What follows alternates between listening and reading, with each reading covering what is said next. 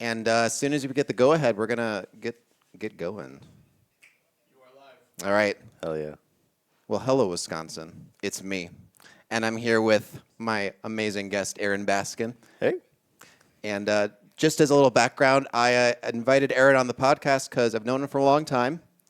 We both have been trying to get better at this game for years. We both started going to a lot of events around the same time post-COVID. He had been going to stuff before me, but it was, I think, my very first tournament. I played Baskin in Losers Finals, and from there, we've just continued to play the game, and here we are today. But we're all in good fun here today. I had a summit incentive, and when I was at the Arcadian a couple weeks ago, I think I had like 12 people tell me, hey, Sophist, when are you actually going to do this thing? Like, when are you going to start talking to people about their terrible habits? And I said, well, I guess I'll have to plan it now because y'all are pressuring me. Ugh, I guess I have to do this. Gotta put your money where your mouth is, man. Yeah, but hey, I wouldn't have said I was going to do it if I wasn't planning to follow through. So here we are. Couple ground rules, too. In order to make this not last 4 hours, the plan that we had is to look at the latest bracket season. As a lot of you know, I collect the data for the PR seasons.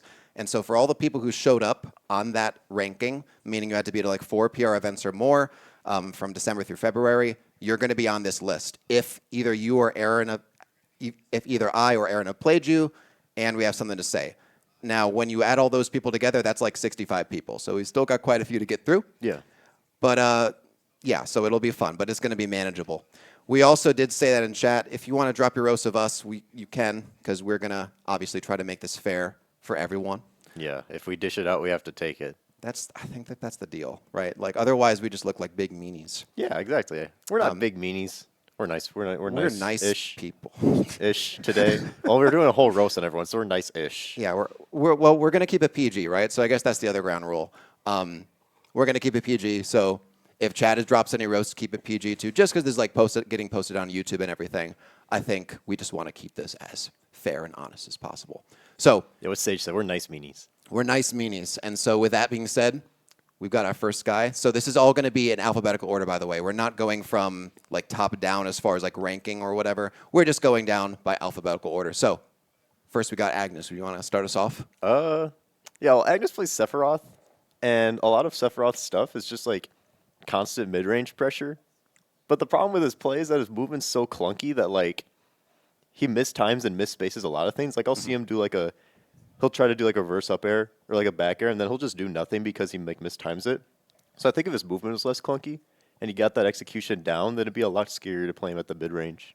Yeah, I think the thing about Agnes's movement too is like Sephiroth as a character has really slow buttons, which means you need to like spend a lot of time thinking about where to set him up. Problem is like for example, when I was playing Agnes, the last few sets we've played, you can kind of just see him setting up these back airs and like those up airs to prevent them from approaching you, the opponent from approaching you. But the issue is he's just giving up space every single time. Yeah. Right? And like some of the best Sephiroth players I've seen are able to like use the aerials in a way where it's on shield, it's shield pressure, but then you're not just constantly retreating with more and more of them. Because then when Sephiroth gets cornered, he has like no out of shield. Yeah. And then suddenly he's sort of thrown away neutral by just moving backwards with the hitboxes. Because if the opponent just knows how to walk shield or dash shield, like that's not going to hit them, right? Like they're just able to move in on Sephiroth's range. Exactly. So it's just one of those things where like if you're retreating too much in neutral, like you need to learn how to fade out, right? But like if you're just giving up ground by trying to hit people with your opener, that's not going to do a whole lot.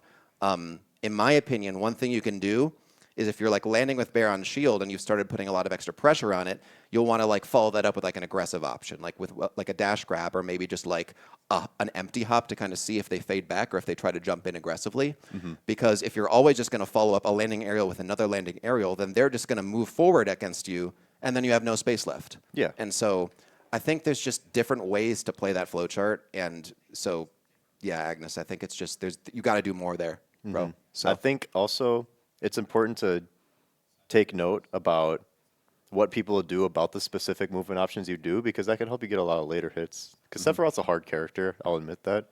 But you have to pay attention to how people are responding to how you want to play different interactions to help you get later reads in a way. So like if you're doing if you're sitting at the range where you do space back air and you're just jumping there and the people are just holding shield, then that's just a grab for you. That's a free tomahawk grab. Or if the people like if you do a landing fair on their shield approaching, and then they jump away, then that's your cue to take, like, you know that next time you could probably take stage if they're going to try to disengage then. So that's something I don't see him do too much. It feels like he can back air F tilt. And it feels like he can sometimes tomahawk grab, but he can't really capitalize on where they're trying to move afterwards. It feels like he's paying attention to what option they do, but not where they move. Yep. And that's the thing about stage control, because like you eventually you're going to have openings, because like no character is able to cover themselves perfectly, but you just need to find the mistakes quickly and then be able to push someone to the corner again so that you can then actually chase them off stage, rather than just letting them find their opportunity to get in and then, oh, well, never mind, I guess I don't have neutral anymore. Yeah, and then tying back into what I was saying first, if you can't move, like if your movement's clunky to where you can't do that efficiently, then you're going to be a lot worse as a Sephiroth player too. So having the movement to be able to facilitate that is very important. Sounds good. Yeah, I think that's pretty much the gist of it. Josh, would we be able to get the chat up on this screen, because it still shows just like the title card on the left side? Yeah. So next we had Asa or Asa. Do you remember how it's pronounced? Because I've seen it pronounced as both. I want to say Asa. All right, we're just going to go with that. So sorry if we're wrong. Anyway, you had a few things to say about Asa, so what do you have to say? It's more so one thing. It's just that he really, really, really likes Falcon Uppy. And it's to the point where he puts himself in really bad spots just because he wants to Uppy so much.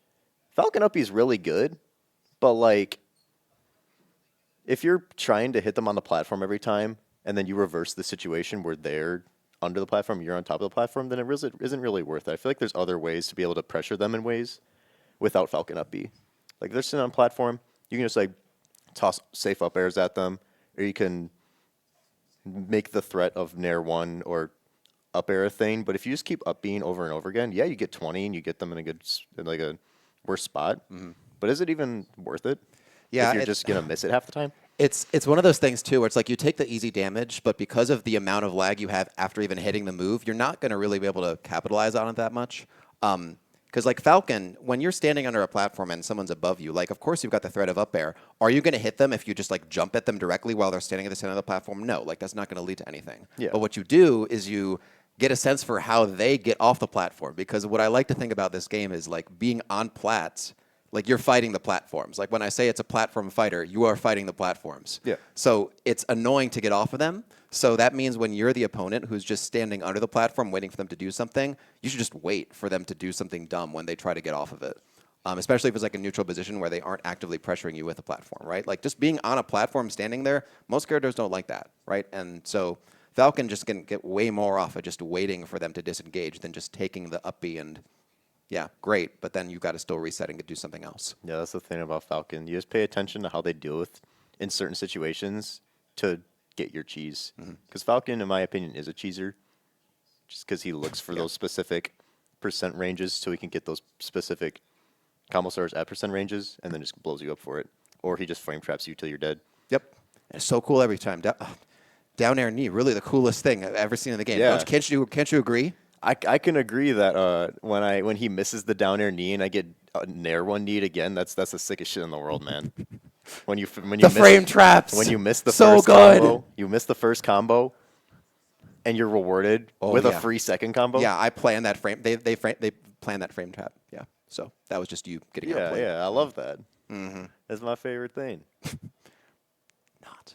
Anyway, moving on. We've got Stiggy, so this is going to be a good one. Stiggy is just like, okay, the first note I put in here is not good at grabbing.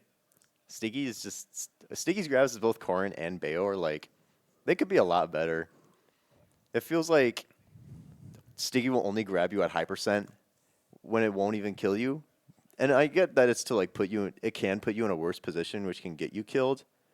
But I'm not scared of Stiggy's grabs. So I just sit there and I hold shield half the game. Yeah, I mean, it's like the characters he plays, the grabs aren't threatening, but if you don't use the grabs, like, you're not playing rock, paper, scissors, right? Like, you're just going to be throwing aerials and then hoping that someone jumps into them, right? Like, that's good, but it's not a full game plan sometimes. Yeah. So, also, Popcorn, I see in the chat, we're trying to save our energy, right? There's going to be like a couple hours, so there will probably be some moments, but we're just going to make sure that it's measured when we get started here. But Yeah, I can't tire myself out like that. We have like 70 people to work with. It's gonna be a lot of people. it's going to be a lot of people. It's gonna be a lot of talking about this game. Yeah, and the people we know better are going to hear it the most. Which, speaking of Astigmatism, I'm getting so dang sick of the witch times on plat that are just getting you killed. It's Yeah. really, really dumb. The ones that always miss. The ones that always miss. And, well, okay, I will say, like, you'll get, like, one kill off of it with, like, witch time up smash, wow, like, a set. And then you'll just keep going for it and then dying. And it's one of those things where, oh, you've done, like, 3 specials. Now you have to land on a platform. Oh, he's just going to land with witch time. Yeah, a fourth Okay. special. Yeah, you're right. A 4th special. Yeah. Which you just have to wait out a slightly longer time, and then you can just run up smash and kill him at 80. It's like, okay. I never see Stiggy disengage with like down ABK. Just like go across the stage with down ABK. I never see that happen. You know, I saw it happening a lot in the set against Vencho. I mean, there's been like 2-3 sets against Vencho recently, but like trying to get out of Steve's threat range, like it's pretty good at that. It's just that like landing with it is so laggy. And so like that's just kind of how it is with Bayo, where some characters can kind of just punish her for even doing it if they immediately react to it happening. Yeah. Some can't, so I think it's matchup dependent.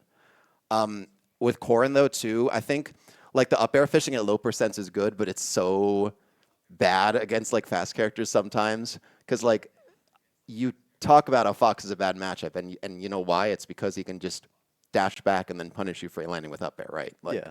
like that's how it goes. Or you have a character that can just like whiff punish you from out of the range. So like Samus, Yeah. Rob charge gyro. It feels like half the game I just like whiff punish with gyro. Or I just run in Stiggy space, Stiggy swings some big ass aerial at me and then I just whiff punish. Yeah, it's like, or when Eos just runs away and then turn around, charges charge shot, and then Sticky tries to land on him with an up air, but Corrin is kind of slow in the air, and then he just charge shots him. It's like, oh, Yeah. okay. What that means about how you approach neutral with Corrin, I don't really know, because that does kind of seem like that's what you do. But yeah, that's just the thing about Corrin. And then also when you're on a plat, right, like the plat camping, you could do way better because you're always just kind of pressing a button as soon as someone gets close to you because you're like, I'm on a plat. And that's kind of like I was saying earlier. Like it sometimes feels like you're stuck on them, but I feel like you could be a little bit more patient in like how you move around the plat before you try to just swat someone away every time. Yeah, I do think Stiggy is a very scared player. Oh yeah, Like every time I play Stiggy, it feels like he's just scared shitless of everything. that's why I've won as many times as I have. So Yeah. Yeah. Like I punish Stiggy for one option, and then he'll just never do it the rest of the set. yep, Or Stiggy's default habit is just air dodge. So I hit Stiggy with like a Rob up throw or something like that. Though something that cannot kill, something that you can't even combine any moves to kill. But Stiggy will just like air dodge away to the blast zone, then start doing 3 different specials to get back to ledge. And I was like, okay, you gotta. I feel like Stiggy needs to assess situations better. know what's actually going to get him killed and what's just going to be like, oh, this is giving away to the opponent that ain't panicking. Yeah. And then good players are going to notice that and then just start pressuring you more when you are showing that you're panicked, right? So, yeah. Instead of just defaulting to a panic option every single time. And then the other thing too is like I also wanted to talk about just like how you throw out Dragon Fang shot like all the time. Like whenever someone's at that 45-degree angle, you just throw out Dragon Fang shot and hope they go low so you can try to pin them. But like sometimes you can just sort of kill them with Core and Bear if they're just trying to recover at that medium angle. Yeah. So sometimes like don't always play like timid at the ledge too, right? Like it's like if you force them to go low, that's great. But sometimes people can just get above it. And then just you're forced to do something else, and then it's like, oh well, now I didn't have time to set up. So, yeah, I think just being more aggressive and like chasing people every now and then will also be good. Yeah, exactly. All right, next we got BABOONGA. This I think is all you, Aaron. This is all you. me. So, yeah, There's nothing that made me feel worse in my time playing this game than my first set versus BABOONGA. I lost game 3 to him at a West Town Brawl, and I think my steering wheel heard so many complaints about Incineroar. It was just like half an hour, just like, dude, I died at 35.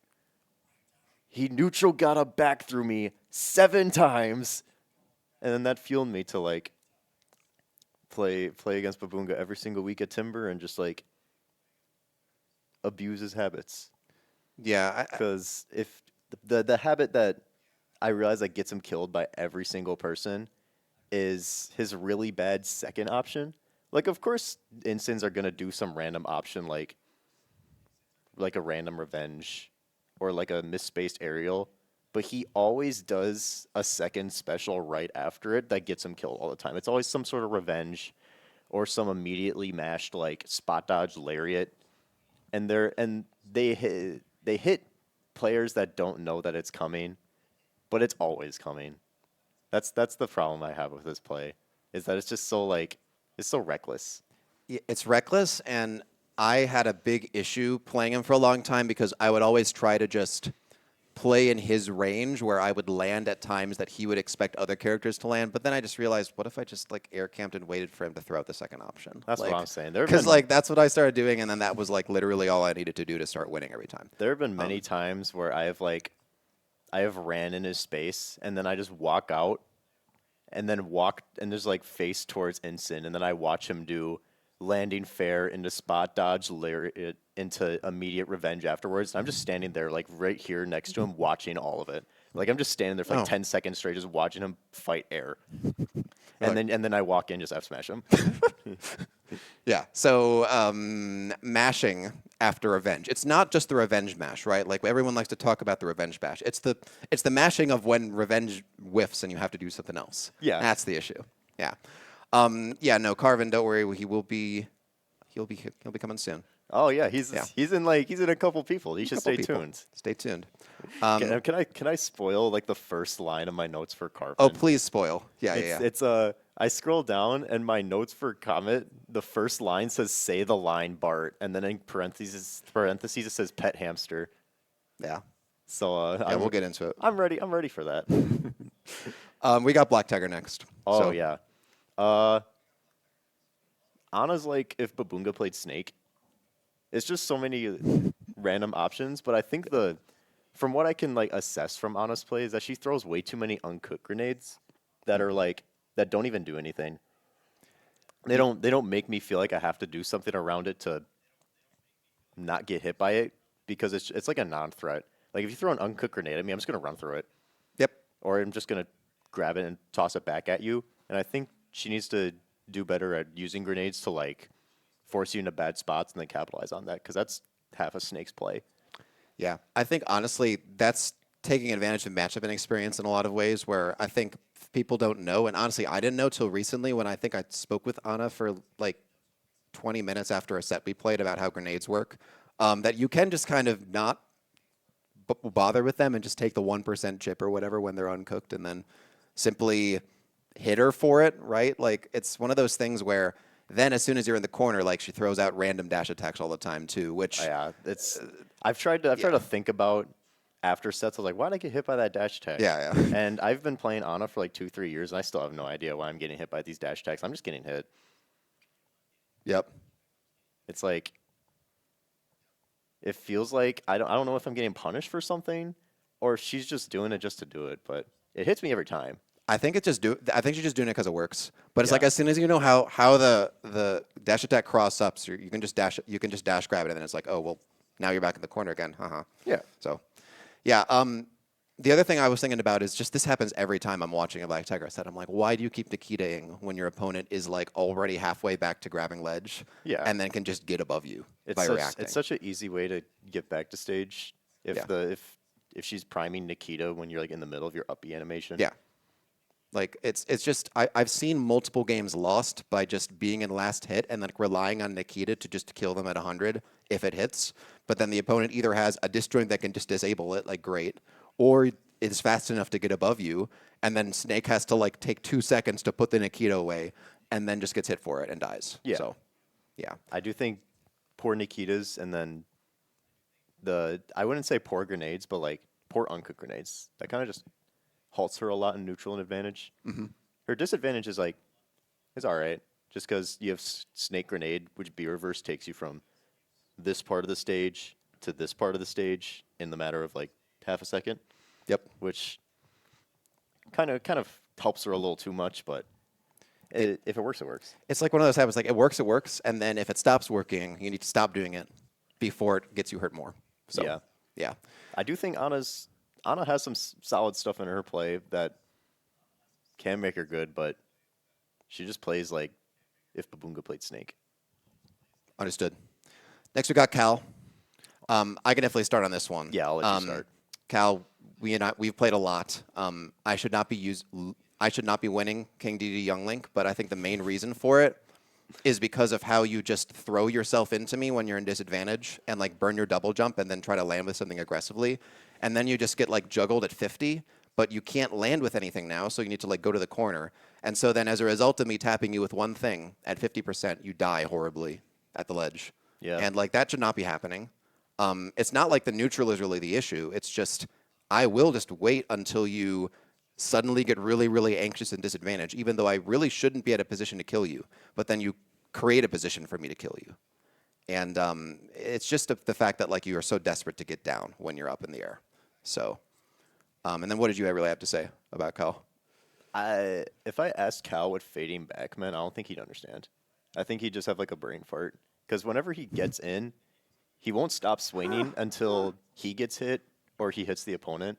Yep. He just gets in your space and just starts swinging. Cal is, I'm gonna throw out Masher throughout when we talk today, and Cal is the first instance of a Masher. Yeah. Especially as Young Link, when you have buttons that you can mash with, he does not hesitate to swing in your space. Like he'll just force these Hail Mary situations where he's like, either I die or you die. And it's like, Yeah. well, no, you don't have to do that. You can take your 30% and then like push them to the corner and then just outplay them again, right? Like, Or you could get parry up tilted for the 6th time after doing the 3rd aerial. yes. So stop doing that. Just saw Spencer say, thank God I'm a masher. You just wait till we get to S. Oh, no. We've got like 30, 40 people, Spencer. Don't worry. Spencer, I don't know what to tell you, but No, we yeah, got get bad ready. news, Spencer. We got bad news. All right, we got Chef Yaoi, Jesus, Arico. Arico, like, I don't even get it. What are you doing? Arico, like, hits any move on me and I die from heli kick at 60. But salt aside, they do fish a lot at specific percents. Like heli kick percent, you know they're gonna go for down tilt, nair grab, landing up air. It's just those 4 things. At high percents, it's just out of shield reversals. So like heli kick out of shield, sometimes up smash out of shield if you don't know how to space. But I do think that they do play very linear at those kill percents. Yeah, it's that thing too where it's like I think because Mason gets so like tunnel visioned on how you kill people with Brawler, it's like as soon as you put him on the Crom or the Aegis, like it all falls apart. And what I mean by that is like you still know how to play the game, but you just suddenly start pressing a ton of buttons once they're anywhere above 70 and just try to kill people by pressing buttons on them in the corner. Yeah. And like what happens is when you're playing Crom and Aegis specifically, then you're just going to get reversaled by like a back throw and die horribly again. Because instead of using the movement your characters have to force mistakes when you actually have someone in the corner and then kill them with something good because of that, you just try to overwhelm them by pressing a lot of buttons. Yeah. Because you don't have a specific way that you know how to kill them. And so you kind of just throw things at the wall and hope it works. So that's kind of my interpretation of that. And sometimes it does work. And I know you're my bestie, but sometimes it's annoying. Sometimes it's really annoying to get hit by the random landing aerial into some random other move that somehow connects to heli kick. Like it's actually you roll 2 6-sided dies, and all 6 sides of the die will somehow convert to heli kick. Like the first die is like your first aerial, and the second die is your tilts, and no matter what, you get heli kicked either way. Maybe that's just because we both play big bodies that we both like experience this pain, but like yeah, because you just get hit by a straight aerial and it's like it confirmed it to heli kick. I'm like, okay, so was that planned or was that just one of these aerials is going to hit eventually? So I'm just going to try different ones and see what happens. I think it's the latter, but yeah, I don't think they're going to tell us we're wrong. Yeah, that kind of seems like how Arico has made their money. It works sometimes, and when it works, it's awesome. I love watching. See, no, you're not going to tell us we're wrong. Yeah. I will say I love watching Chef Yaoi Jesus play out of state because they're not aware that this is happening. They're just getting mashed on, and then they get heli kick, they explode, and then it's the funniest stuff ever. Yeah, I mean, all this being said, it's like if you're going to actually play these other characters seriously instead of Brawler, like you're going to need to learn how to find specific openings and not just gamble until they die. But it's also, it doesn't work as well because they're going to die away higher percents than they do if you gamble and then kill off Helikick, right? Yeah. It's a little different. But yeah, that's the thing there. We got Chico next. Chico loves jumping in the corner. Jesus. Like, there's been so many times where I've just backyard Chico in the corner or just approaching fair to me. He just blew up. He just died. That's all Chico does. Yeah. He just loves jumping. It's because you need to like jump in these ways to then land with like a safe aerial. But the problem is the question of how are you going to protect yourself while you're all the way up there and then trying to land in the first place? Yeah. Because like that's when you're going to get hit and then put in horrible positions.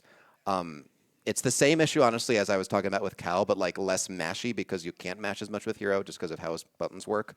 But just burning the double jump first every time, right? Like, because when I'm playing Sal, he'll just like double jump and then try to do something when I'm like below him. But I'm like, no, that's a terrible idea. That's like the one of the two things you can't do versus DD. No, you can't do that. You can do so many things versus DD, but that's one of the things you can't do. Yeah, I think he's started to figure that part out and started to like land with other things. But it's like if you're going to jump at like 50, 60%, then you're going to have to fade back to the corner. Even like if you're not trying to, you're just going to be forced there anyway. And then suddenly what could have been just a 2-second advantage state has become a 30-second one. Yeah. So, yeah. I mean, Sal, love him, good player. But sometimes it's like the jumping is like you're setting up such obvious flow of game that like as soon as people meet you in the air, it starts breaking down. Mm-hmm. So. It is really easy to also just sit below him and shield because his tomahawks aren't really good. He needs to get a better tomahawk game, especially as Hero, when the only way you can pop shield is with menu, and if you're above them, you're not going to menu unless you see the menu. Mm-hmm. So I think that Chico could do a lot more tomahawk grabs, especially from like full hops, because there's been so many sets I've seen Chico play where he'll just be dancing above him, and then the other person will just sit down there and shield the whole time and just wait till he hits the shield, because eventually he's going to hit the shield. He's not going to disengage. He's not going to tomahawk you for it. He sits under you and just waits for you to do an aerial. It's one of those things where I think it's like if he's low mana, he'll try to do the tomahawk jab because jab is pretty good from Hero, and it like anti-airs too if people try to jump away. Yeah. And it'll regenerate a lot of mana. But the issue is as soon as people will just show that they hold shield, like you need to start actually tomahawking with other things. Yeah. But he's like very insistent on just jabbing every single time. His grabs only come from when he's on the ground. It never comes from the air. So yeah, playing neutral on the ground is kind of hard versus him, but as soon as he's in the air, it's kind of free. Yeah. Josh, so who's that mentioned this? We could, Gavin Paxbash is talking about maybe putting the name of the person in the upper right. I don't know if there's anything that you can like add onto the stream at this point, but that would be a good idea. That could be pretty cool. Just so that people who are like dropping in know who we're talking about and they're not like, what's going on? So I think that's pretty much it on Chico. I had Coldramen next, plays Lucina in the Milwaukee area. I've played him a couple times, and like the main issue is just like up being every single time someone taps your shield. Because like here's the thing about those really committal out of shield options, right? Like Lucina up B or maybe like Meta Knight up B, ones that are theoretically really strong but also high risk. Yeah. Like if you start throwing them out when someone actually spaced an aerial, then it shows that you didn't actually know if they spaced it or not. And then you're suddenly in a horrible position landing. And like sometimes you can do that with Captain Falcon where his uppie is stupid, right? Like sometimes you can just land and not get punished for it. Yeah. But Lucina or Marth or Leroy, right? Like they're just going to land in front of you and then eat something horrible. So their air drift out of their uppies isn't as good as characters like Falcon. No.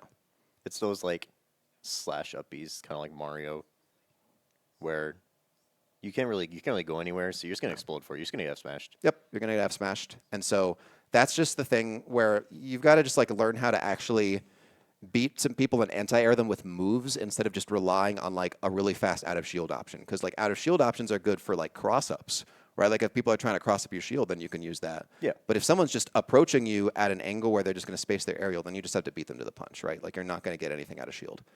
So, all right. Are you gonna say it or am I gonna say it? You say it because you wrote the line. Say the line, Bart. Pet hamster. We got the pet hamster hamster, man. himself up next. We got the guy that throws himself off stage and dies. We have Comet. Yeah. I remember playing him at Summit, and he tried to like straw nair me off stage, and I lived the nair, and then I just like upbeat and then to you it, killed and then him. You just killed him. and then just down aired him. Or the Or the 4.8K. Do you know the 4.8K? No, what are you referring to? I played him at Timber and I like Oh, the absolutely 4.8K. dumpstered him. No, yes, I do. The 4.8K. What? Absolutely dumpstered him. Yeah, so that was deserved. Yeah. And well played by you. And honestly, I saw that summit set, and I'm like, okay, so Carvin, you just threw yourself off stage with Nair, and then get really angry when you got down aired for it, and I'm like, haven't you learned? Like, this has happened to you for years. My favorite part is that he gets mad when it happens. I know. I saw him, and he was like, oh, in the player cam, and I'm like, dude, just this is a result. This is the result of your own actions only. Okay. Okay, putting the say the line Bart aside, because everyone knows that he's a pet hamster. I feel like it's too easy to call him a pet hamster. Something that I have also noticed from his play is that at like kill percents and last hit situations, he always full hops. Although Fox is fast, it's hard to keep up with it. Yeah. But I watched him play like Epic Gabriel at Honeypot one time, and I watched Epic Gabriel just dash in, then just up smash. Because he just jumped above it. Because he's like, just sitting there full hopping over and Explodes. over again. Yeah. And so Epic Gabriel just went, he just died. And so I think Comet is aware of that. Like, he knows that he's doing it, but it's something that does kill him for it. Although he's a good enough player to where if he's getting punished for it, then he'll just adapt to it. But that's something that, like, one of his default habits that I've noticed from him is that he's always full hopping. You have to beat it out of him, too. I think, like, in the many sets we've played, it's always one of those situations where, like, he's not just throwing really dumb back airs in the corner. He's, like, empty hopping with, like, the full hops. But as soon as you know when he's going to land and then jump again, I just run under him and up tilt and he dies at 80. Yeah. And it's like, okay.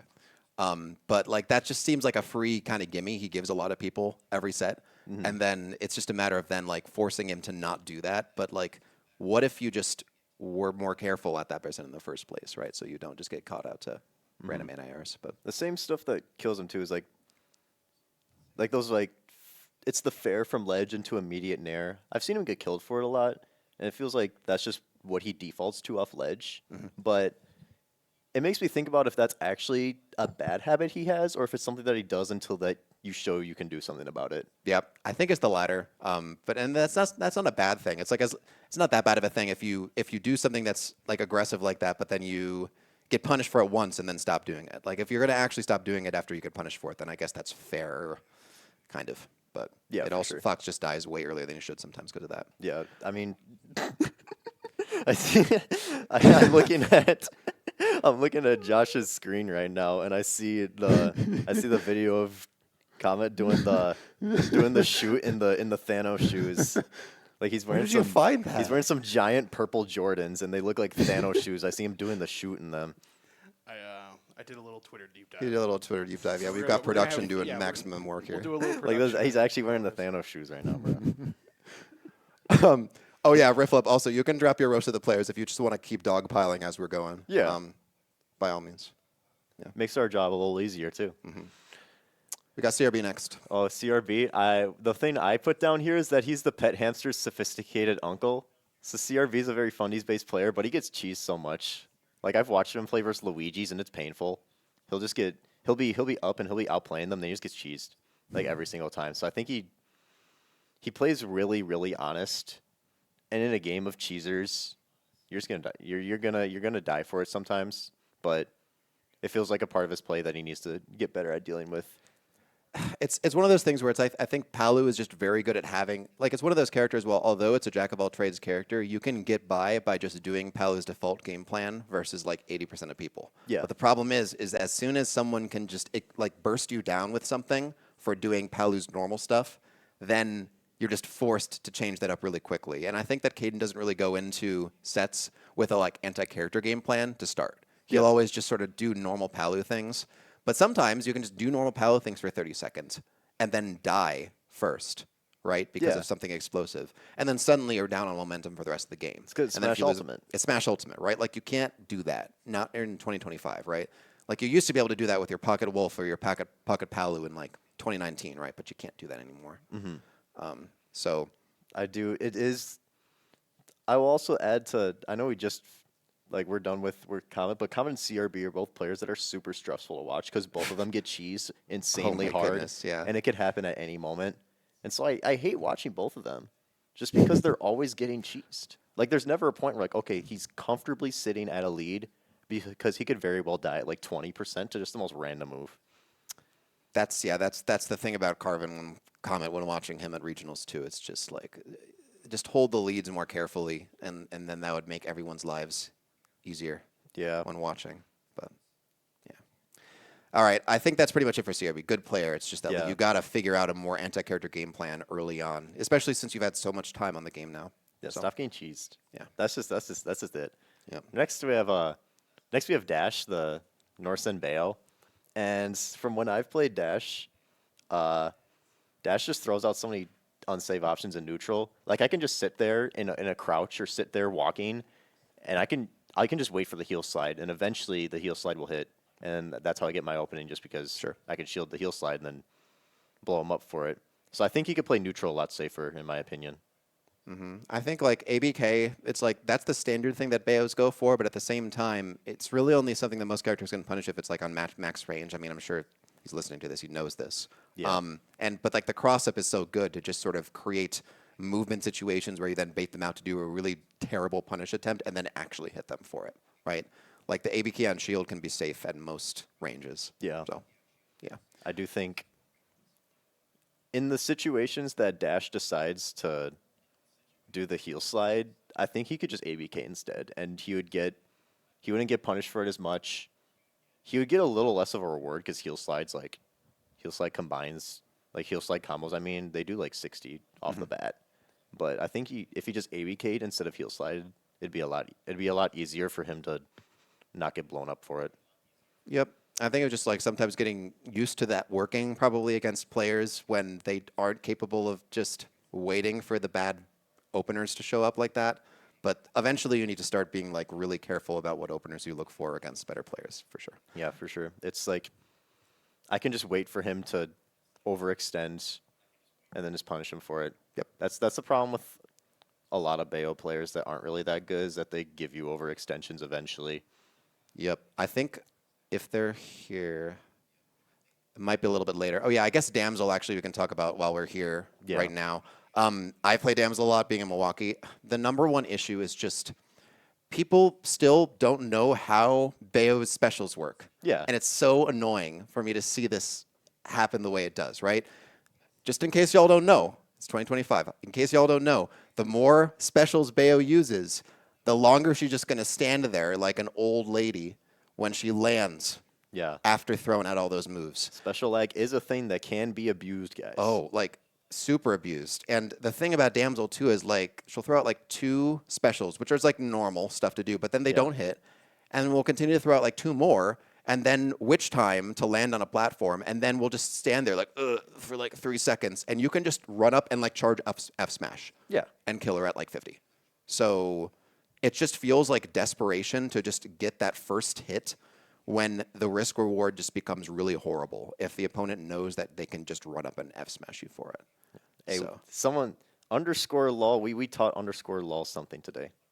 I'm glad you got something out of this. thank you, Same with Sriracha. You've learned something new today. Yeah, it's 2025, guys. I think it's time we all know about how special lag works. And special lag in and itself is Damsel's biggest weakness. I feel like Damsel only wins if you don't know the matchup. Yep. Like that's the only time that I see an actual like success is when the opponent will actually play into Bayo's hands. But if you like have an idea of how Bayo works, then kind of just gets exploded. Yep. I mean, I've lost 1 set, I think, in a total of like 12 we've played. And it was the set in which I didn't remember that I should just wait for the specials to happen and then whiff punish. Because like what players will do is they think, oh, she's thrown out like 2 specials. I'm just going to try to intercept her now. But no, she can just throw out another one, and then you actually get hit. And because you're so far away, then you're not going to be able to punish her when she lands. Yeah. But all you need to do is just stand on the ground and just walk around and shield and wait for her to go, whoa, whoa, and then land, and then they die horribly. So it's like, okay. Yeah, like just what be bouncing patient. off of what Rifflip's saying in chat. You could also just, if you're going to do that many specials, you can also just go to ledge. Yeah, no, that's a good point. Going to ledge, you don't have special lag.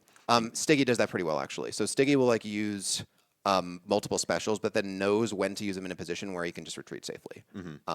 So that's something Damsel can definitely do better. Or he could just switch time on platform. Right, and then that gets him killed. But we've already talked about that. Yeah, Stop we've doing talked switch about turns. that. Like, Oh my goodness. with every Bayo in our state has that. It's They just a have- Bayo thing. yeah, But they with have the- Stiggy, it's so much more obnoxious because we know he's like capable of not doing it. My compliment Stiggy's play. We Um, gotta give him something. We got to give him something. We gotta give him something. I don't know. We got to Derek next. Oh yeah, we got D money now. I think 90% of Derek's play is just dash shield, and the other 10% is just like double jumping out of hit stun. Those are like Derek's two main things that gets him blown up for. Those are his gimmicks. I watched Gray play versus D Money at Summit, and I watched him do the zero suit like dash grab, and I think it hit him like 40 times. Oh, it was Grayson went insane. off about that, and he had every right to, because Derek just kept walk shielding and not Yeah. realizing that tether grabs exist Yeah, and can actually threaten grab at 2 character distances away. I do think that the dash shield gets him grabbed so much for it, but it's also the fact that it's Ensign and no one wants to run into Ensign. Yeah. But if you're willing, if you know that that's kind of how you beat Ensign, then he kind of just gets blown up for it. Yep. But and then in disadvantage as well, Derek will always double jump and then land with something immediately, like forcing you to deal with that. And it's either going to be Nair, or it's going to be like Nair, Revenge, or like an empty land or air dodge into immediate special. And as Rob, I realized that I can just like run under him and just flicker shield. Yep. Because if I flicker shield, I parry the Nair, then he gets up tilted and die. If he does no option into the immediate special, I flicker shield and just down tilt or up tilt hits anyways. And then if he does revenge, I'm able to react to the fact that he revenged because I just shield flicker, then just blow him up for it. So I think Derek just needs to stop double jumping out of hit stun immediately, especially as Ensign when you can just die if you don't have a double jump. Yep. It seems like a problem that gets you really blown up. The double jumper habits are really strong. There's a lot of players I think who have it. I have a huge double jump habit, but I'm a multi jumper, so I get to do that. Yeah, you get away with it. I get away with it. So but- does pit players. Yeah, so do certain pit players, Yeah. who we'll talk about shortly. All right, that's pretty much it about Derek, though. Next, we got DeKu. He's the Diddy player in Milwaukee that a lot of you have probably seen more recently. I've played him a number of times. The big thing with him is just, like, any Diddy player is going to rely on getting banana confirms to kill at, like, 100. But if you don't get the banana confirms, DeKu's always just going to throw out monkey flip to, like, catch people holding shield at, like, scramble situations. But the problem is like, let's say that Diddy's holding center stage, and then you're in the corner. And you're in the corner against Diddy with banana. But then he just throws out a monkey flip, and you jump over him, and now suddenly you're in center stage. So, Yeah. like, the risk-reward is just horrible. Because at max range, too, you can just react to the monkey flip showing up. Like, it's actually pretty good if he, like, dashes in and out, and then, like, monkey flips where it's at, like, half the effective range of monkey flip, because that's harder to react to. But if you're just going to monkey flip at full range, like, we know it's coming, and you're just going to die for it. Because if you're holding center with Diddy, like, that's your whole bread and butter, right? So I think stop trying to force kills, because you're just so eager to force kills. Yeah. And I've seen you drop a lot of games before, and you dropped games to me by doing that exact thing. So I'll yeah. also add on that note, if you're always going to do the same move at the same position, then it's really easy for people to notice what position you're at and then think in their head what options you could do at that range. Yep. And I think Diddy Kong as a character, he can do things about that. Like, he doesn't need to do the exact same thing at the exact same range just because Diddy Kong can do so many things from different ranges. Yeah, he doesn't need to force these situations. Also, Yeah. shout out to Josh. These are some really amazing production moments here.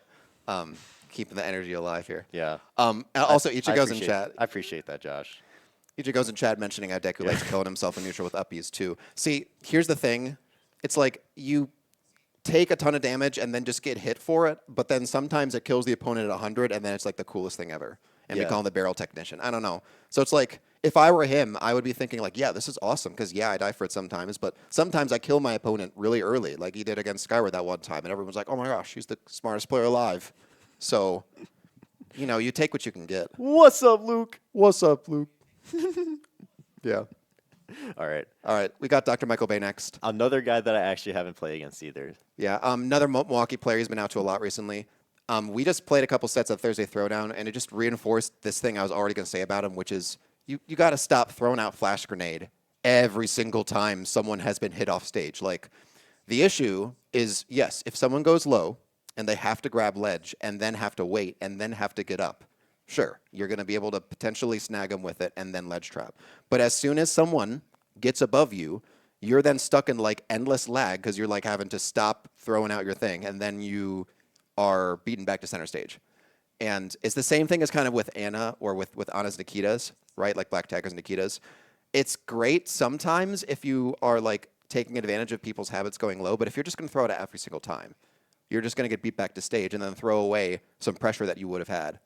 And then it just doesn't seem worth it, right? Like it tells me that you just don't really have any creativity as far as like how to pressure people there, because it's always just going to be flash grenade followed with like certain aerials at ledge that might catch other options. Yeah. So Ledge trap. Flash grenade is really good for ledge trapping, but and then recoveries that have to interact with the flash grenade, like they have to jump into the flash grenade. But anything that's not that, it's not gonna work. no. Flash grenade is really good at ledge, even if it doesn't hit you directly. It makes you get up at the same timing, or like the timing that Sheik wants you to get up, just because flash grenade, it detonates at the time that ledge chain expires. So you have to get up, and if you're getting up at the same tempo, it's easier for Sheik to capitalize off of that.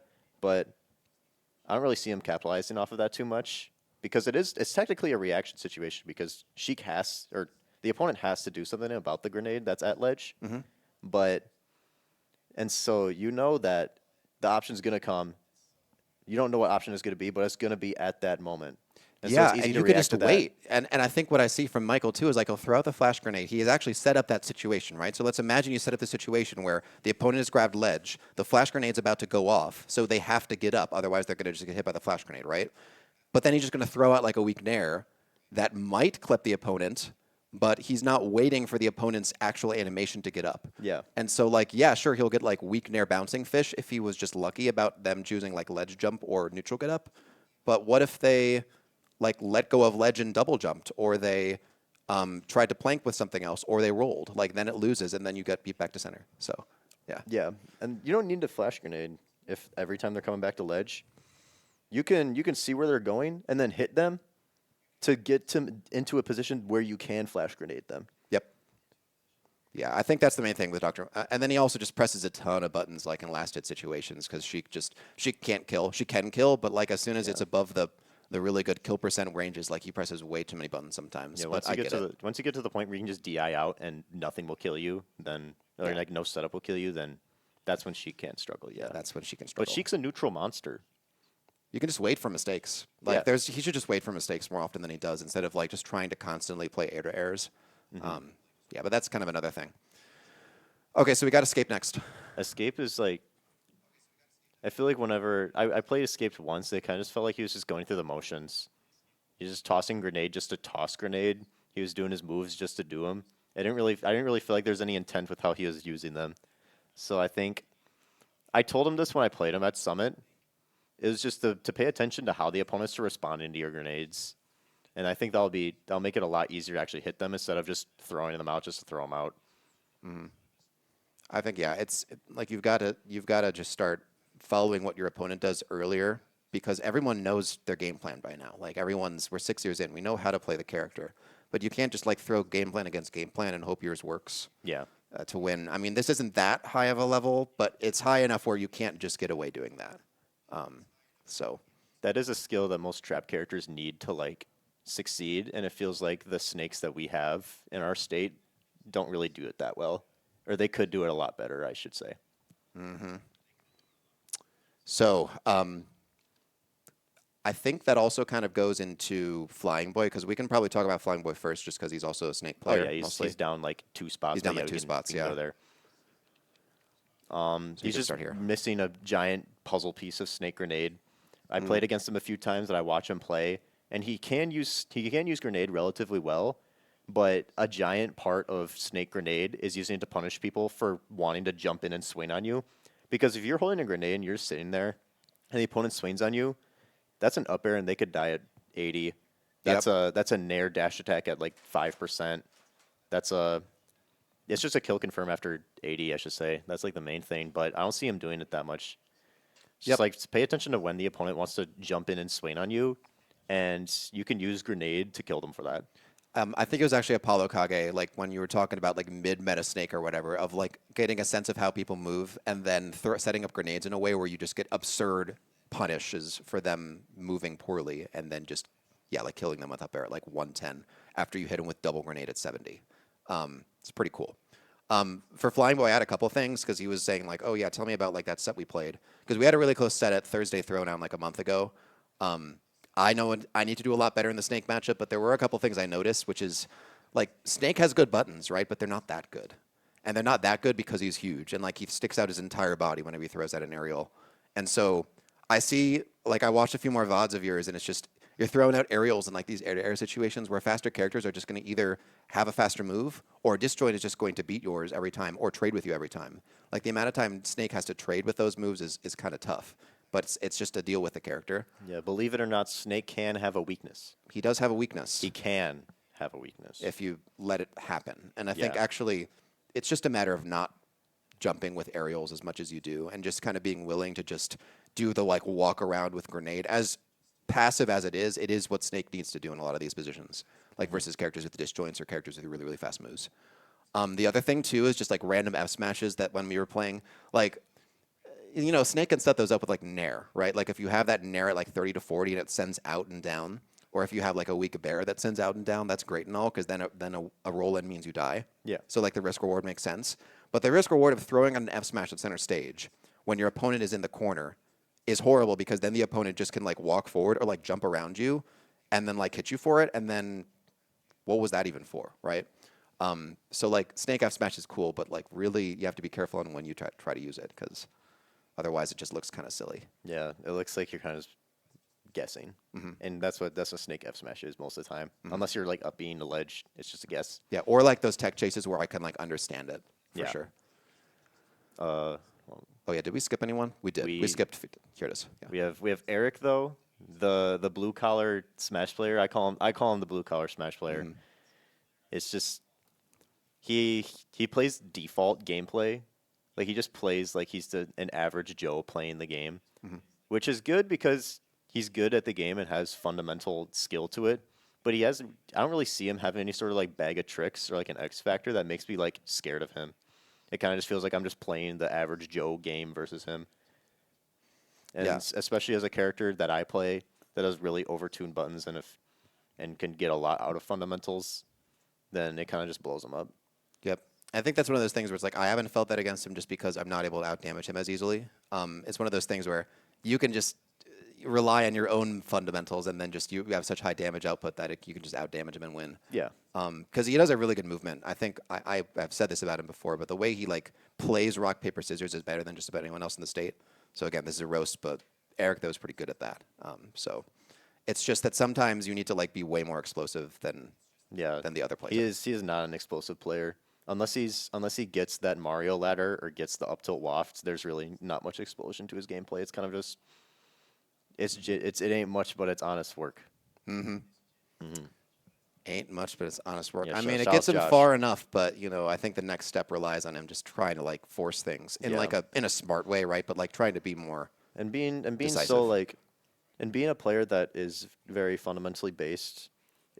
How he's playing and how he's performing is very like it fluctuates a lot just because it's all on how he's playing. Yep. He has no like default that he can resort to because it feels like he's always trying to solve a problem. Yeah. So sometimes you have to have a mix of having a game plan and just trying to use your game plan well and then just responding to the other player. And so like a lot of people have the problem of not knowing how to respond to other players, but then Eric almost has the opposite problem. Yeah. That he's just sort of playing the game but not playing to his character's strengths always. All right, we got Fatalis next. Fatalis is the Whitewater Sheik, and the first note that I put in here is that I could put a quarter and 3 Skittles on a match that we're playing, and his nerves would get the better of him somehow. I think that he's definitely a player that really, really struggles with nerves, and so putting any sort of pressure on a match will make him fold. But besides the nerves, he loves doing the double jump aerials from ledge. Like he loves doing reversals from ledge. And so if I'm able to either whiff punish or just parry it, it's Sheik with no double jump. He kind of just dies. Yeah. And he can adapt to these things, but that's one of the things where he doesn't really adapt to because I could punish him for it. Like I could back air him for it like 70, or I could like parry down smash it, but he'll just keep doing it anyways. And Yeah. so I think that's like one of the habits that keeps getting him killed. She seems like not like a character that can plank well, honestly, based on like what her attributes are. When I played Logan Fatalis like about a year and a half ago, this was at, I think, it was at the last King Me, I think. It was at the first one. And I just felt like there was way too much desperation to get something started with like bad shield pressure, because like a lot of you might not know this, but Sheik's buttons on shield are actually like really bad if she's just trying to press the move first. And I was able to get all these punishes where I'm like, I should not be punishing Sheik for all these things as DDD, but I am, so Yeah. we'll take that. So I think like the nerves, yeah, and then being like really anxious to get something going to calm the nerves, because I know that feeling, right? Like as soon as you get a foothold in the match, that calms the nerves. But then when you get too desperate to get a foothold, then it just means that the opponent gets a sense of how nervy you are, and then capitalizes on it even more. Yeah. So I think that's pretty much it for him. Also, with that shield pressure stuff, it's like, it's kind of like a Cal situation where it feels like he's always he can dash back sometimes. It's not as bad as Cal, but it definitely does sometimes feel like he swings until he gets a hit. Or Until he something gets hit. happens. Yeah, Yeah. until something happens. Yeah. Which isn't always the case. Like you don't have to do that. No, you can just disengage. Yeah, you can disengage and wait for them to swing. That's something that Sheik can do really well. Is put them in a situation where Sheik is in their space and they want to swing at Sheik to get Sheik out of there, and then Sheik can just like get out of the space and then whiff punish you for it. I think that's something that Sheik does really well that I feel like Fatalis could tap into more. For sure. Okay, so that's it for, I think, that page, and then we're moving down. Is that letter? We're not done with the letter F. Yep, we're almost done with letter F. We've got Failex. Oh, Failex is like, it's weird because there's an E before the X.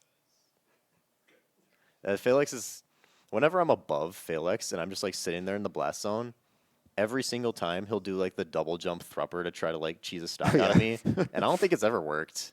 But what if it hits, though? Yeah, it's like the two guys mining where the guy keeps mining to see the diamonds, but Yes. the other guy quit right before the diamonds. Quit right before you make it Yeah. big. Yep, one of these double jump up Bs will kill. Yeah, and I think Failex is still in that mining phase. Yeah, still He hasn't quit. He hasn't quit on it just yet. he hasn't quit on the potential, the true potential of double Yeah. jump uppy. That is, yeah, Failex. That is a horrible combination of two Smash players, Faye and Failex. Oh Failex. no, Failex. Yeah, we're gonna switch the roast to Josh right now. You know? Of all things, I think that's pretty mild. I think we'll give him a pass on this one. Yeah. Also, I've played Failex also messes around with me sword, and I think it was just really funny when I played him because he was just doing the shuriken into the really fast stab on the ground, and like he was just kind of doing the fast stab on the ground even if the shuriken didn't hit, and then like getting hit for it. Yeah. And I'm like, I mean, it's a strong burst option by Sword Fighter, which with a character like Sword Fighter that has like nothing, you gotta try something. Yeah, I get it. You gotta try something, but that like if it doesn't work like 6 times in a row, why are you still trying to do it? Yeah. Like it's broken. If it ain't broke, don't fix it. But it is broke, so It's you need broken. to Please fix it. fix Yeah, it. like please fix it. Like check engine light has been on for 6 months. Car is starting to rattle and knock. Like please do something about it. Please stop. Please stop. Okay, next we got Galleon. Galleon, are you right there? Galleon, are you watching? You need a crouch dash to overshoot. Please. I'm able to just retreating nair and like do a retreating aerial that has startup to it, but just because I know Galleon's never gonna crouch dash until he gets in my space and then electrics me for it. I was playing Abe Zura at Regional Rumble, I think, and I think I did a retreating nair and Abe Zura crouch dash from like the left PS2 platform to the right PS2 platform in the time that it took for me to retreating nair, and I got electric for it and I just died. Yeah. And I think that's something he needs to really tap into more, is using crouch dash to overshoot on people that like to dash back for him or versus him. Yep, because like I think if people get too comfortable just being like above him and then far enough away, then you can just be like, I'm just going to wait for him to eventually try to get in and then overcommit to something. But if you can just go, oh, Yeah. and then you're suddenly there. Oh no. Because like if you're at a long range and you can close the gap to short range, even when I dash back farther away, then that's scary. That is really scary. That's Scary. horrifying. But it's it's not as scary to play versus him because I know that I can retreat and he's not going to do something about it most of the time. Just because, I mean, you don't want to get nared, that's fine. But if you firmed that out and you're able to do crouch dash into up tilt to overshoot someone retreating from you, then it's really horrifying to play against. Especially like you can't run away first Kazuya. You can't run towards Kazuya. If you jump away, you're in a worse position versus Kazuya. And that's why Kazuya's top tier. Yep. The other thing to play against him is like sometimes when Galleon gets down like say like 50% in his stock, he'll start forcing things really, really hard. And it's a situation where sometimes leads that should really only be like half a stock lead, if he keeps playing the way he was before, suddenly turns into a 2-stock lead because he keeps trying to like reverse situations that he can't. Yeah. And then it just suddenly becomes super out of hand. And like there have been some sets I played with him where it's like there were games that were probably should have gone down to like the wire if we like took the first stock and a half as indicative of how it was going to go.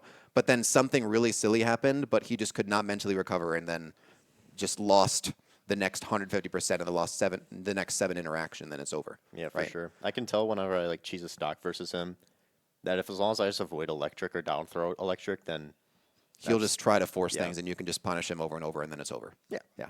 I do also think that this is a problem that all the fighters, like FGC players in our state have. Like none of them are good at parrying besides Sarcastic. Sarcastic was the one. Sarcastic. Yeah.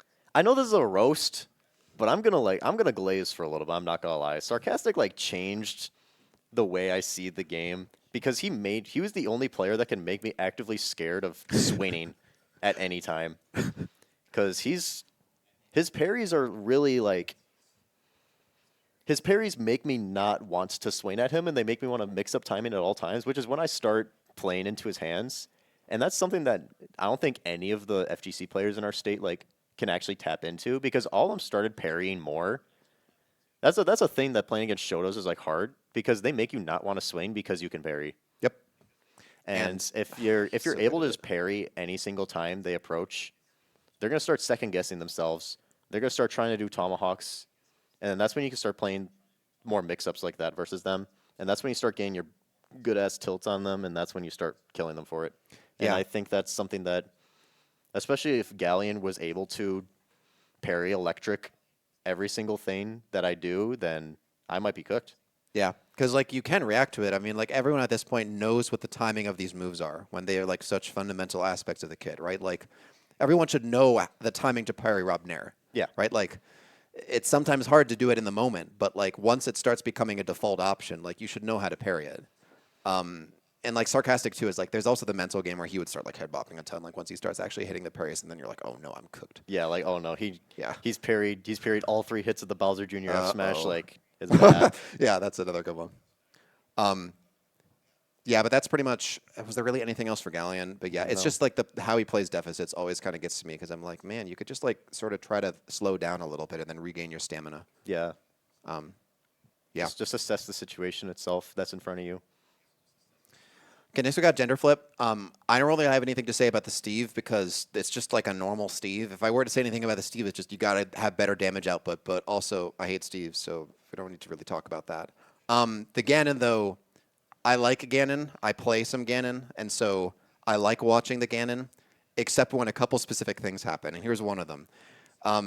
Like Genderflip will just throw out all these random dares, like at the maximum like spacing, so it's super low to the ground, which is good for a lot of damage if they hit. But the problem is they're so unsafe, and like they just turn really scary situations into, oh, they just like dared my shield point blank. Okay, I guess I'll just shield grab, and then we'll go from there. Yeah. And it's one of those things where like it's really good to catch like a roll in on ledge, because even if they don't roll in, then you still have them in the corner, right? And you can do something else. But if you're just trying to like jump at someone and full hop and land on them with a dare, like that's so obvious, right? So it's just there's so many things about Ganon that are good to scare people, but as soon as you land on people with dare and they're just trying to shield it, it just suddenly stops being scary. Yeah, in my opinion. I do think if you want those dares as Ganon, you could try to hit them. You can just try. Ganon has 3 different moves that can grab you.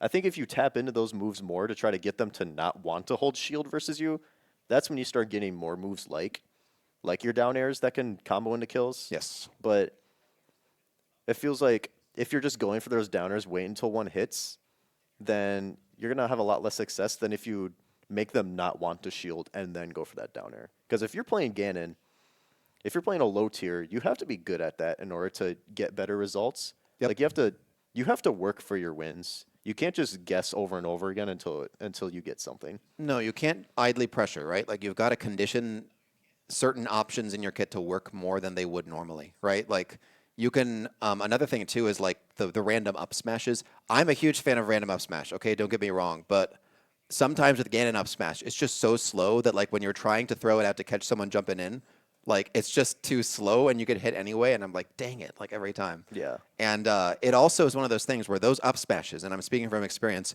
if they hit, right? And they're huge. But as soon as one or two whiff, then they just know it's there. Like they know it's an option you have for the rest of the set, and you need to be really careful then. And like I've seen in a lot of sets you've played where it's like the up smash whiffs and you're like frustrated. And then you keep throwing out those up smashes, and I'm like, no, they're not going to work. Yeah. And I always try to catch myself when that happens too, because I'm like, if I'm throwing out random up smashes, I'm like, stop doing this. It's not going to work. You and me both. If I do an up smash out of shield and it misses, I'm like, okay, yeah, I'm playing bad. Yeah, like what am I doing here? So yeah, but you got to be like more aware of that and willing to just stop using your default anti-air if it's just too slow and not working against the player you're playing. So. Okay, so that's pretty much it for Genderflip. We've got Gray next. Oh yeah, great. I can talk. You can definitely talk. That's my cousin. That's my partner. Really? No. Yeah. What? Guys, did you all know that Yeah. Gray and Baskin are cousins? No, well, who I'm sure a few of them who actually told you don't know. that? Who told you that? Who told you that? I don't know. Just a rumor. Just a rumor going around. All right. So Grayson, okay. The Mulder in my brain wants to say Grayson sucks because, and I mean this is a roast, and I should keep it PG, but like Grayson sucks because he does the exact same things at the exact same percents. Which if you're not paying attention to percents, it's like, oh, he's going for a different thing each time. but if he's going for the exact same two things at each position, or not position, at each percent, and so it's really easy to play if you just play based on percent. So at like 0 to 20, you don't get any move that can combo into up smash. If you're playing at 20 to 50, you don't get tech chased or Into Nair flip kick. Into Nair flip kick. If you're playing at 50 to 80, you don't get Naired because he's going to Nair bear or Nair flip kick. And then catch you in the corner and then Nair flip kick you again. Yeah. If you're at 90 to about 110, Side B. you don't no, that's Oh, wait, that's the in last 30 more tier. spent. You're right. Never mind. Yeah, 90 to 110, you don't get down smashed. Don't get down smash up beat. Or Zared because that's going to tech chase. If you're at 110 plus, he plays side B, down smash, up smash. Those are the only three moves he's capable of using. And so that makes his play very linear if you're aware of like what he wants at that percent. As long as you're not getting tech chased or getting hit by like two key moves, you kind of just destroy him.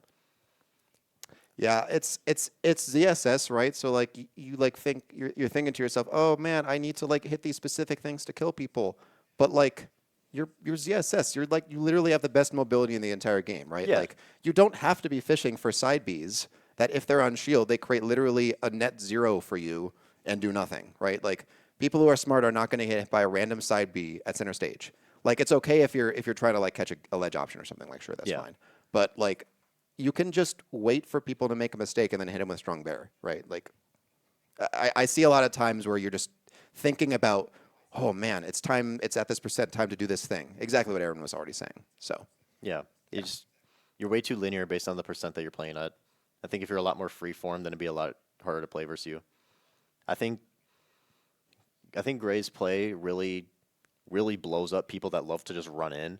yeah, But once you stop running in, then he's kind of just fighting air until he eventually decides to do a dash grab into like up throw. But it's so stale that it never kills. no, Like, and then he'll keep going yeah, for it too. yeah, Like he'll I'll- stale it out and then keep throwing it out at like 165, and it's like, man, Yeah. no, now it's like stale three Like times. if you knew the percent ranges for when up through kill instead of just like the oh this might kill, then I feel like your up throws would be a lot better. But I've lived so many up throws versus him because it's staled or he just does it at the wrong percent. Yeah, I've seen it. I've seen it a lot of times. It's like, sure, it's good pressure sometimes, but it's like you should just save it for when it's going to kill fresh. Also, I saw him do this yesterday, which is like great. But I've been telling him this for like a year or two. Just like please Zerbear. Please use Zerbear. I watch a Doorstop play, and Doorstop kills are like 80% Zerbear. And I've seen Gray do it like once or twice, maybe. I think you could do it on ledge positions, right, where he's just trying to fish charge down smash, right? Like, because the Zer, it's like it combos, it's so active, right? So, like, if you know when someone's going to get up with a traditional option, it'll just be active when they run out of invincibility, and then you kill them with Bear. Like, I've seen that specific interaction a few times. Yeah. So, yeah. All right. Next up we have what Chad is talking about. We have Gamma, which I think, hey, shout outs to Gamma for doing well at that one Cross Slasher tournament. But it feels like I'm not scared of Little Mac when I play versus him. I'm not scared of his play at all. I'm scared of the fact that if he wins, he'll like the entire venue will explode just out of the pure pop off. Like that's the thing that makes a lot of people scared of him, is just the fact that he will pop off really hard. But there's not much in his play that makes you scared of him. Because it's kind of just like, it's basic Little Mac. If Little Mac, like, his main habit is like, in any sort of like frame disadvantage or any sort of thing where he's like in a spot that he doesn't like, he'll just swain at you. Yep. And if you know what moves deal with the swaining right, then he kind of just blows up. Mm-hmm. He also loves whenever he's off stage and you even put a thought into his head that he might get hit by anything, he's just going to he's going to burn a resource. He's going to burn Psybe immediately. Yeah, because Little Mac is a Kinda character has to that do needs that. resources in order to like get back at any point, and he's way too willing to use the resources. Other thing I always notice is like, man, like you need to like learn how to condition people to fall into your KO punch instead of just dash up KO punching every time. Yeah, dash KO punch works like Sometimes. But not enough. It's another one of those things where it's the guy mining, and the other guy gave up mining. Yeah. Like you can't just keep. It's doing gonna that. work. It's gonna work, guys. I swear it's gonna work. Yeah, like there's some other Mac players I see who like create the fear of God like when they have KO punch, and I never really feel that scared when Gamma has KO punch. And if you're playing Little Mac, that's a problem. Yeah, Like that's a problem. because that's like, besides your really good tilts and smashes, that's all you have. Yeah, yeah. Next we got Hydroxcity. Someone I played a lot. I have a lot of hero experience just because there's like 4 of them here. At least there were 4. I don't think there has ever been a time where all 4 of the Milwaukee heroes have made a top 8 in Milwaukee bracket, which makes me really sad. But That makes me happy. I don't like playing against hero. I don't know. I just for the meme. I don't know. But anyway, Hydro. He's heard this from everyone, right? But like he just needs to stop burning mana. Like Yeah. he'll just burn mana at full range, and then what he'll do is he'll fish for Psych Up at 20 mana, and then try to play the game by scaring you with Psych Up. And a lot of people shield and get killed horribly. But then really all you need to learn is that unless you're at like 100%, you can kind of just let yourself be hit by it, or just sort of play where he's not wanting to like hit your projectiles because like you'll lose Psych Up if you hit them. And then if he gets hit out of Psych Up, then he's at like 10 mana. And then he has no pressure in the corner. You can sort of just hold center stage, and then he'll have literally no in, because Hero has like no ins without spells because of his moves being so slow. He'll just force to kind of just jump around with aerials, kind of like we were talking about with CHICO earlier. Yeah. And then I'll be DD'd and I'll just push him to the corner and kill him at like 770. It's like Hydro does not want to play. Like he just like refuses to play close range. Yeah. Like he only wants to play mid or long range, and he will refuse to play close range. And he'll specifically, when he's close range, he'll only play close range once he's fished for Psych Up and successfully created a situation where he might cheese your shield. Yeah. That's the only time he'll start playing close, and then it'll be like super aggressive up close, and then you're like, okay, well I know what he's doing. But I've seen plenty of person who's only played him once or twice or hasn't get hit by that every time, and I'm like, okay, well I see why he's doing it, because it works against people who aren't expecting it. But as soon as people are expecting it, like he needs to learn how to preserve his spell win con without burning it all in 10 seconds. Yeah. Like, ugh. The other thing too is that he'll burn his double jump with accelerate. You mentioned that too. Like he'll try to land on you really aggressively, but if he ever gets hit out in the air, then it's like really a terrible situation for him. Yeah, there is a visible change in his play when he has a spell. And as long as you know how he wants to play with his spells, then he can't get anything. Yep. He's always going to run in with an aerial if he has accelerate. If he has Psych Up, he's just going to try to break your shield if he sees you shielding. And if you're not shielding, he's just going to swing a back air or something like that at you, or like an up tilt. Yep. But it's kind of easy to play around. I like to just run him down because he does not want to play close range and will like refuse to play He'll close try to range. disengage, but then can't disengage, Yeah. and then just take a ton of damage. Yeah. Yeah. And then that's when he rolls in, and that's when I blow him. That's when I like, grab him from rolling in. Yeah. And then abuse his double jump habit and kill him at like 30. It's like he knows how to set up like all the cheesy hero stuff, but some of the like how to just keep a solid game state for an extended period of time, he just doesn't do that as much as he should. It is very offset by his unreasonably lucky hero. He's Like, very lucky. Unreasonably lucky. Like why am I getting critted every single time I get smash tagged? Like why? How, like there's no way this is real. But it's happened, and it's happened to you. It's happened to me. It's happened to a lot of people. So Yeah. he's got that rep for a reason. I have been killed at 0. Yeah. I got thwacked at like 0.5% one time, and I just died. What's the percentage on that? Hey, someone in chat, what's the percentage It's on gotta be Sage? like- What's the percentage on Thwack killing at 1%? It's got to be Whack, like, actually. Yeah. yeah, it was whack the one that's like the little The small little projectile. ball, yeah. I was like, okay, I'm 1%. All right. I was gonna say I'm at 0. I'm not gonna die to it, so I just started running in, but I actually died to it. And I was like, oh, all right, man.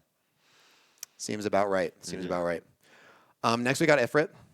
Yep, Ifrit is in the you know Brett. I'm in a roast right now, so I gotta roast you. But I like you as a guy.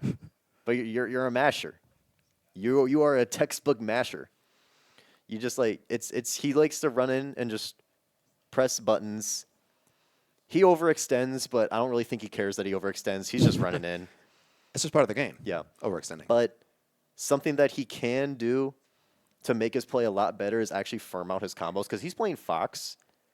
And if you're playing like I'm Rob and he's Fox, and when I'm losing neutral, I don't know why I'm not at 80.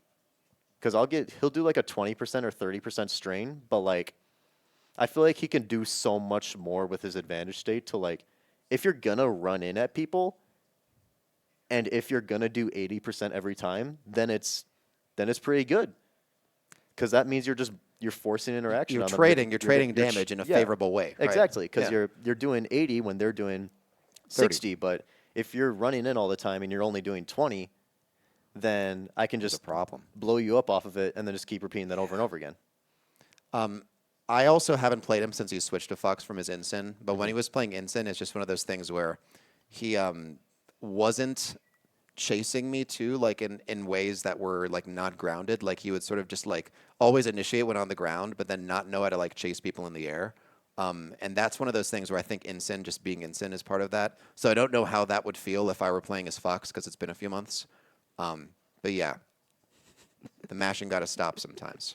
I saw Luke Nemesis's message. Please I know that this is all know. in good fun, guys. Oh, it is. Please know that this is all in good fun.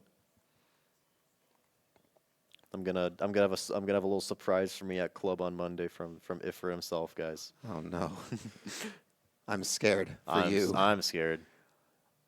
Next, we got Inky Rain. Inky Rain's Milwaukee, so I have more to say on him. We've played a number of sets. I honestly really like the way he plays with Kirby, but it does, and I played as like me Brawler and Lucas more often. Main problem with him is actually just sort of like his body language when playing. Because anytime that something stupid happens in game, because it's Smash Ultimate, there's going to be like 7 stupid things a game, right? He'll just like visibly scoff at what just happened. Like not at the opponent, but just at like what just happened. And problem is then immediately his defense like becomes 3 times worse because he is clearly thinking about the interaction that just happened instead of what is now happening in the game right now. Yeah. Right? And so then it just becomes a chain reaction, right? I'll pressure him more because he's clearly annoyed at what just transpired, but then there will create more annoying things, and then those annoying things will cause him to meditate on them more, and then it'll be basically impossible for him to come back from a deficit. And I see that versus myself and also versus other players. He's like so momentum-based. If there are games in which something stupid never really happens, he just wins. He just wins every time because his close range pressure is really good. He's got really good mix. And when he's confident, he just knows what to exploit and like when to mash and when to not mash, right? It's just, you can tell like that he's suddenly just overcome with thinking as soon as something goes wrong in game. And so that's sort of something to do where like you could keep thinking, like that's not going to stop necessarily, but just making sure it's not coming out in your body language so that it's really easy for the opponent to just be like, okay, I've won now. Yeah. So Also, he crouch camped my Falcon at a Timber Tuesdays as Kirby. He sat below PS2 platform and he crouched. And my Falcon's not that good. I can't time my Nair 1 to hit crouch. I don't think Falcon can do that. I don't even know if you can. And I was just like, it is a Tuesday night. I got work the next morning, and I'm getting crouch camped by a Kirby at my local. He's just doing what he has to win. Okay? I know you're doing what you have to do, hardworking but guy. like, come on, man. It's a 6-man Timber. I'm getting crouch camped by a Kirby, bruh. Is it a paid local, Aaron? It was made local. It counts. Okay, serious stuff happening here. Yep. Goes on the Smashers app, man. It was, yeah. Right? My win rate as Falcon did go down because of that, because I got 3-0'd. I got crouch camped by a Kirby. Yeah, that's pretty much it on him. I actually like the way he plays in a lot of ways. It's just the way he plays, Yep. like the way he acts in set. So, all right. Next we got Jeff. Oh yeah, Jeff. I think this is another thing that Kazuya's need to pay more attention to, is use stage control to his advantage, because it feels like sometimes when he has stage, he's either making like really big commitments with like a dash attack or like a dash grab that gives them a free out of the corner if it like misses, or he's dashing back all the way to center and then giving them that stage back. So I think being more aware that you have the stage and using that to your advantage will make you a lot scarier to play against. I think that's just that's what Kazuya's need to do more in general. Because if the opponent's in a situation where they can't dash back away from Kazuya, if they run into Kazuya, they could get electricked. And the only way to go out is like to jump like that, and And Kazuya then they can't, can call out with the up B stuff too. yeah, or like a back air. That's when Kazuya gets a lot more scared. But the Kazuyas need me to be more aware of that instead of just giving them stage for free. Yes. I think it's similar to Agnes, where he'll like throw stuff out, but then like retreat with it, and then not really value stage control as much as you should with the character you're playing. I've actually never played Jeff's Kazuya. And also Josh's Jeff with a J. He might be in chat complaining. I don't even know. But no big deal. He has played me with ZSS twice. And with his ZSS, I don't know if he really plays the character much anymore, but man, he was just trying to like cross up my shield over and over again, and I just kept up smashing him, which was kind of funny. I'm like, that shouldn't be happening in that matchup at all.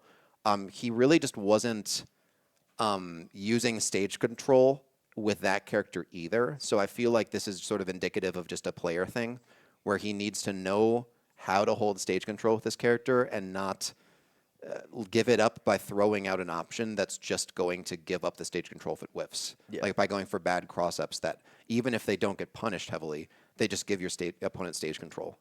So, yeah. I do think that if he started paying attention to stage more and started making decisions based on positioning more, then he'd be a lot more scary as a player to play against. Because there have been many times where I've played against him where I've just gotten center back for free, and I have all the dashbacks I can use in the world just because he gave it to me, not because I had to earn it.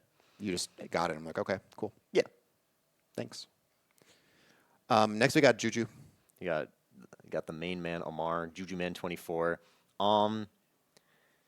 Whenever I play against him, maybe this is just like Marth not being that good of a character, but I just don't feel scared when I play versus him at all. Because whenever I do lose an interaction, I take maybe 15% because and I'm not really in that bad of a spot. So I think his advantage state needs a lot of work. As long as I'm not sitting at tipper range, there's never really a point where I'm taking enough to get blown up. I think it's like the advantage state there needs to be more happening to make the opponent like choose defensive options that you can then chase. Because if you're just going to hit someone and then sort of wait for them to reset on their own terms, then you're never going to get more than that 30% because they're never going to feel pressured to use a defensive option after getting hit by your opener. Yeah. And I think even in neutral too, my feel when I'm playing Juju Man is that he really only plays at the tipper range and doesn't overshoot or bait out bad aggression very often. Like, for example, I play two characters, though, that have the advantage of having moves that are actually bigger than Marth's, which is not most characters. But if you're just playing at tipper range, it's like, okay, you got it. You got the tipper F tilt. I am now over here, but I just empty land, and then we go again. It's not one of those things where I'm suddenly put into like a Roy tech chase situation if you hit me with a move at tipper range. It does a lot of damage, but it's not going to lead to chases that really count for you. Which, that being said, like your Roy is much better at that, partly because that's kind of how Roy makes his money. But like with Marth, even though the character's attributes are different, you've got to start like overshooting and punishing people for trying to space around your tipper range by like chasing them preemptively. Like you can't just chase them after you've got the first hit. You need to sort of chase their movement before any interaction has actually happened.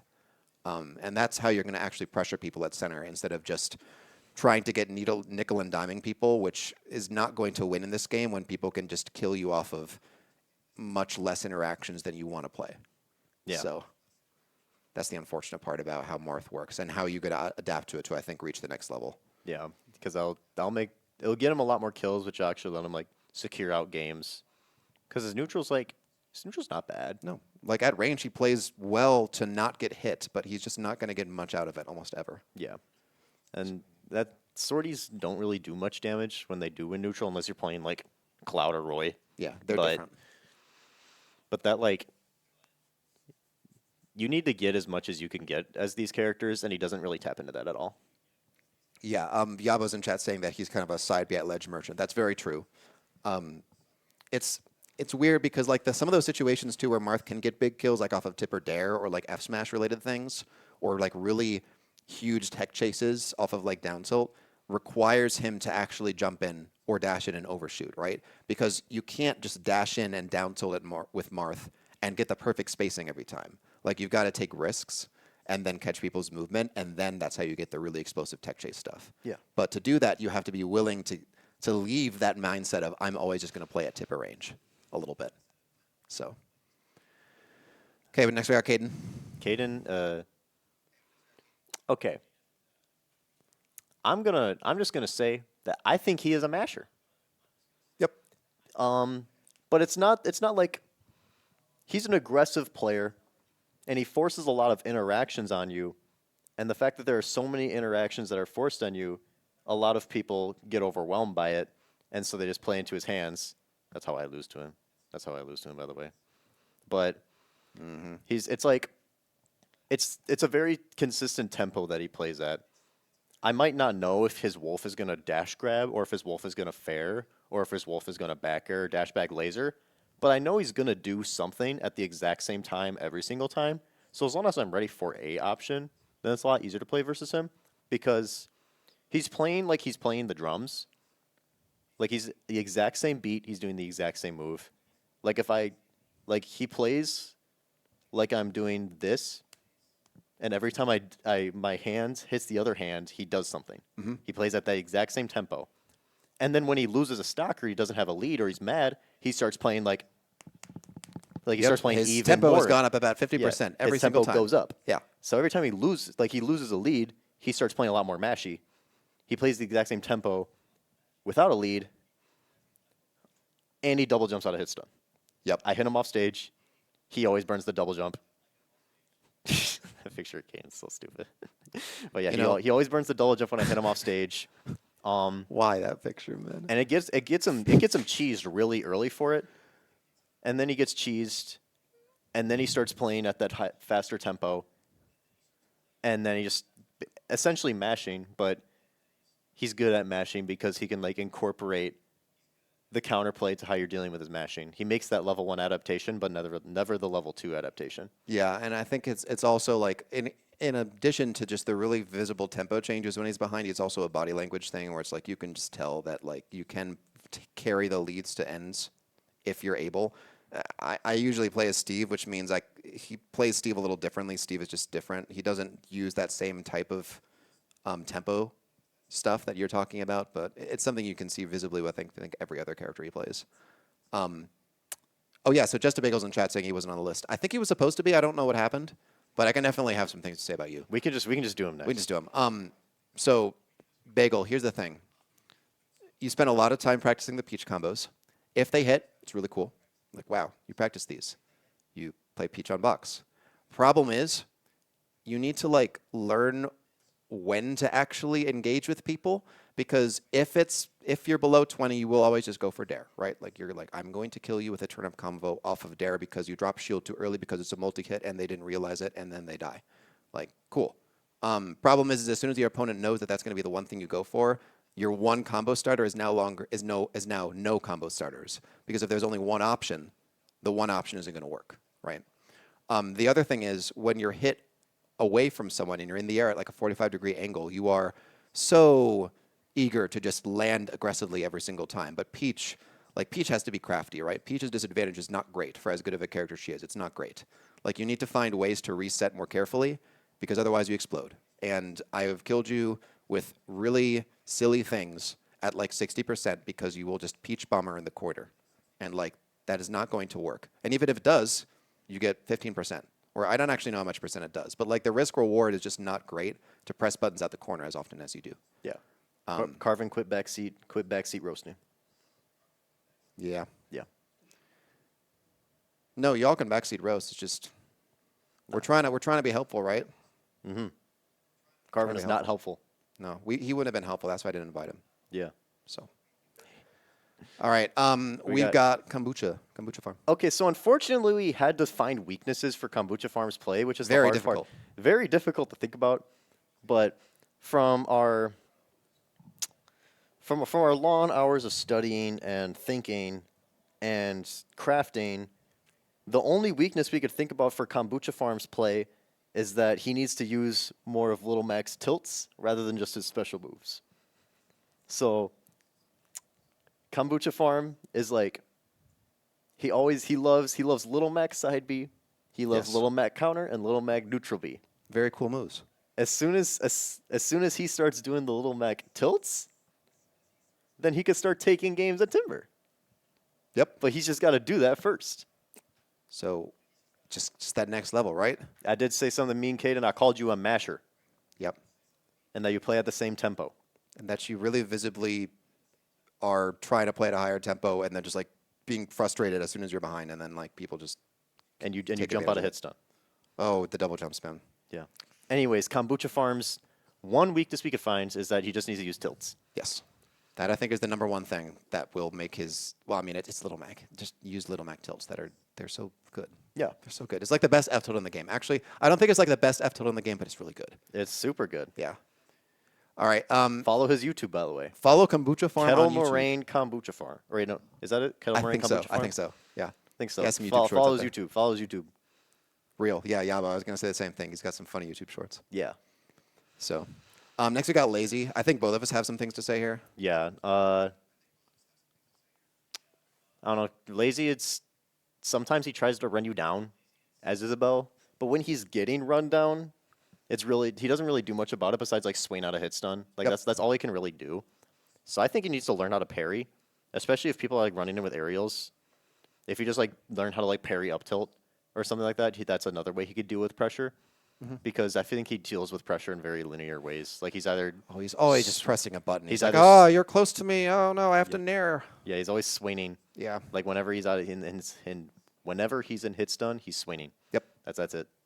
Yeah, that's what I've noticed. Like, Isabel, great at long range, but then people get close to you, and you have to be willing to disengage and get back to your ideal range, right? Yeah. Like, I'll play him, and I know the Isabel matchup pretty well. I know how to like zone break Isabel, and then once you zone break, you need to be really careful about not just pressing buttons that are going to lose to bigger buttons, because that keeps happening when we play. And so you can like just jump away with slingshot more. You can, like Aaron was saying, like parry up tilt's so good because Isabel's up tilt is like a sleeper up tilt, like one of the best actually. Yeah, it's just being more crafty when people break your zone. I think he can do a lot more. I think he's whenever he gets hit, he becomes a masher. Yep. Like he just starts swinging until you leave his space. So he's a camper. He's a camper and then a masher. He's Yeah. both. It's like The worst of both worlds. he does sometimes play like it's Wi-Fi too. Yeah. Like the spot dodge random tilt or smash. He does that a lot. That's pretty good though if you got like Isabel down smash because that's like super duper fast, but it's also small. It's so if so you're playing small. a big character, you're never gonna get hit by that. Or like a character with a lot of range. One time I labbed something for Isabel. Wanted to see if like the the tech chase fair could lead into a down smash, and even if the CPU rolled in, I couldn't run and down smash. Because it's so small. I was like, this character sucks. This character's horrible. People are playing characters they like. Yeah. I'm speaking from experience. And I don't know what there's much to like about Isabel, but Lazy has found something to like, and I appreciate that. Okay, we got Mario. Mario's weird because it's like I don't even know what to say about his Min and Steve because I haven't played them enough and the matchups are strange. So he overthinks everything. He's like really overthinks everything. And I think it's to the point where he can't even act on it in his play because he thinks about way too many things. He's like, he tries to play the game like super textbook, but he always will do that good option. And if you're always doing that good option, you're still doing the same thing over and over again because you think it's that good option. Mm-hmm. So it's really easy to play around that because it's not even a good option anymore if you're doing it every time. No, because every single option in the game has counterplay if people know it's coming. So like you can watch like a guide on a character and then do that specific option, and that's great and all. But then sometimes it's not going to continue creating the pressure you need to. Like, I mean, kind of as an analogy, it's like I can DDD bear you 5 minutes for 5 straight minutes, but eventually you're not going to be hit by it anymore. Yeah. And the better the player, the sooner they're going to stop getting hit by it. You need to innovate your own like bag of tricks for people to deal with. He needs more of a bag of tricks. And he doesn't have one. I don't think there is a bag of tricks with him. I think he's just doing what he thinks is theoretically seen as the correct option. Mm-hmm. Which, I mean, using the statistically correct option works until you get to a level where people know that you're going to do that option. And then it gets like, you just get blown up for it. Yep. And I mean, we're pretty deep into this game. I mean, even the worst players know how to adapt to level 1, right? Like we are at the point where most people can handle level 1. Yeah. And so it's just, you've got to do stuff that is statistically worse in order to stay ahead in dealing damage and things like that. And that's why mashers can get away with beating people. Yep. Who we've already talked about and will continue to talk about. There are There's a lot few of more down the list. We have a lot of mashers. We have a lot of mashers we're talking about. We do. I see a masher a couple spots down, but our next spot we got Matteo. Honestly, there's a little bit of a masher. It's like he's a fisher. He's not a masher. He's a fisher. Well, yeah, he's fishing for the Meta Knight stuff. But okay, you play Meta Knight, I get it. Yeah. Like, my thing about Matteo is playing him so often. Obviously, you just play around the percent range in which you can easily get confirms out of Nair into like the up air stuff, or like out of dash attack or dash grab. Once that's over, Matteo will be very desperate to get tech chase things started and very desperate to just catch you jumping in or dashing in poorly with F smashes, and also very desperate to get you with really low edge guards, which against some characters is like really good. Like against Colt, this was at the Arcadian, like he was catching him with a lot of low edge guards, and I told him to do that before the set because it's really good against Joker when he has to recover in a linear way, and also against Tether when he has to swing low and can be intercepted by Meta Knight down there. Issue is, some characters can just recover high much more easily and tell that Meta Knight's about to drop zone something, or if you're DDD, you can just armor through everything. And so against characters like that who have really specific ways to just be like, no, I actually don't care about what you're doing. He gets beat back to stage way more often than he should. And then Meta Knight in the corner is going to be really mashy because he doesn't have ways to... His moves are so, like, non-active, right? Like, that's Meta Knight's main issue. Like, the moves are not that threatening until he gets into your space. And so then he'll be, like, really desperate out the corner. Yeah. And so it's like he's setting up a horrible situation for himself if he's not careful pretty often. I don't know why he's not dimensional caping off a ledge. He like never does it versus me, but it's so problematic. Like I've played against Meta Knight players that will only dimensional cape off of ledge, and you have like a couple mix-ups you can do as it, and it's so annoying to deal with. But I never see him do it.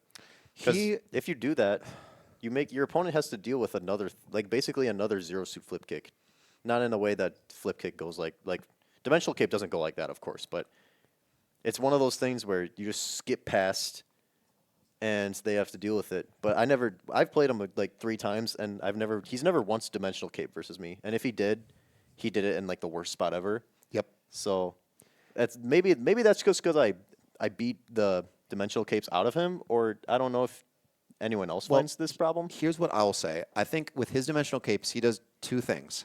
He will do the dimensional capes at a ledge trap to condition you with the non-attack versions, and then he'll throw out the attack version like in game 2, and then kill you with it at 90 once, and then it won't work for the rest of the set. But the problem is that is one aspect of dimensional cape. If that were the only thing the dimensional cape did, it would not be a very good move. What it can also do is it's just so good at mixing up a disadvantage, because you know how we were talking about free fall out of certain upbees earlier? Yeah. The drift that you get out of dimensional cape is huge. Like if you're not throwing out the move with it. Yeah, you cannot punish. You can't punish it dimensional on cape. landing. So he should use it to land with instead of just mashing Nair to land, which Yeah. is what he usually does.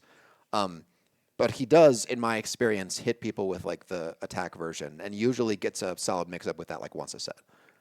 It's just that there's other ways to use dimensional cape. He should be using it. And it's probably because he's really respects Rob ledge trapping and the way you handle it. So he might have not really found an opportunity for it versus you. Maybe. I don't know. But Yep. he's dimensional cape more versus me, at least. All right, we got Memgrito, also known by many tags. Yeah, many tags and many different characters. And that's the thing that we don't. That's the thing that he needs to like figure out is what character he's playing. Cuz like he never knows what character he's playing. I always talk to him like, "Hey man, what character are you going today?" And it's always a different answer each time. Like if you just need to stick to a character and just learn the character instead of just picking a different character the next week. I mean, everyone has different goals, everyone has different reasons they play the game, but if you want to get better, stop choosing a different character every week. Yeah, Josh, also known as Helix, also known as Wafty. Yeah. The list continues. Yeah. He has a lot of tags. I just know him as Armando.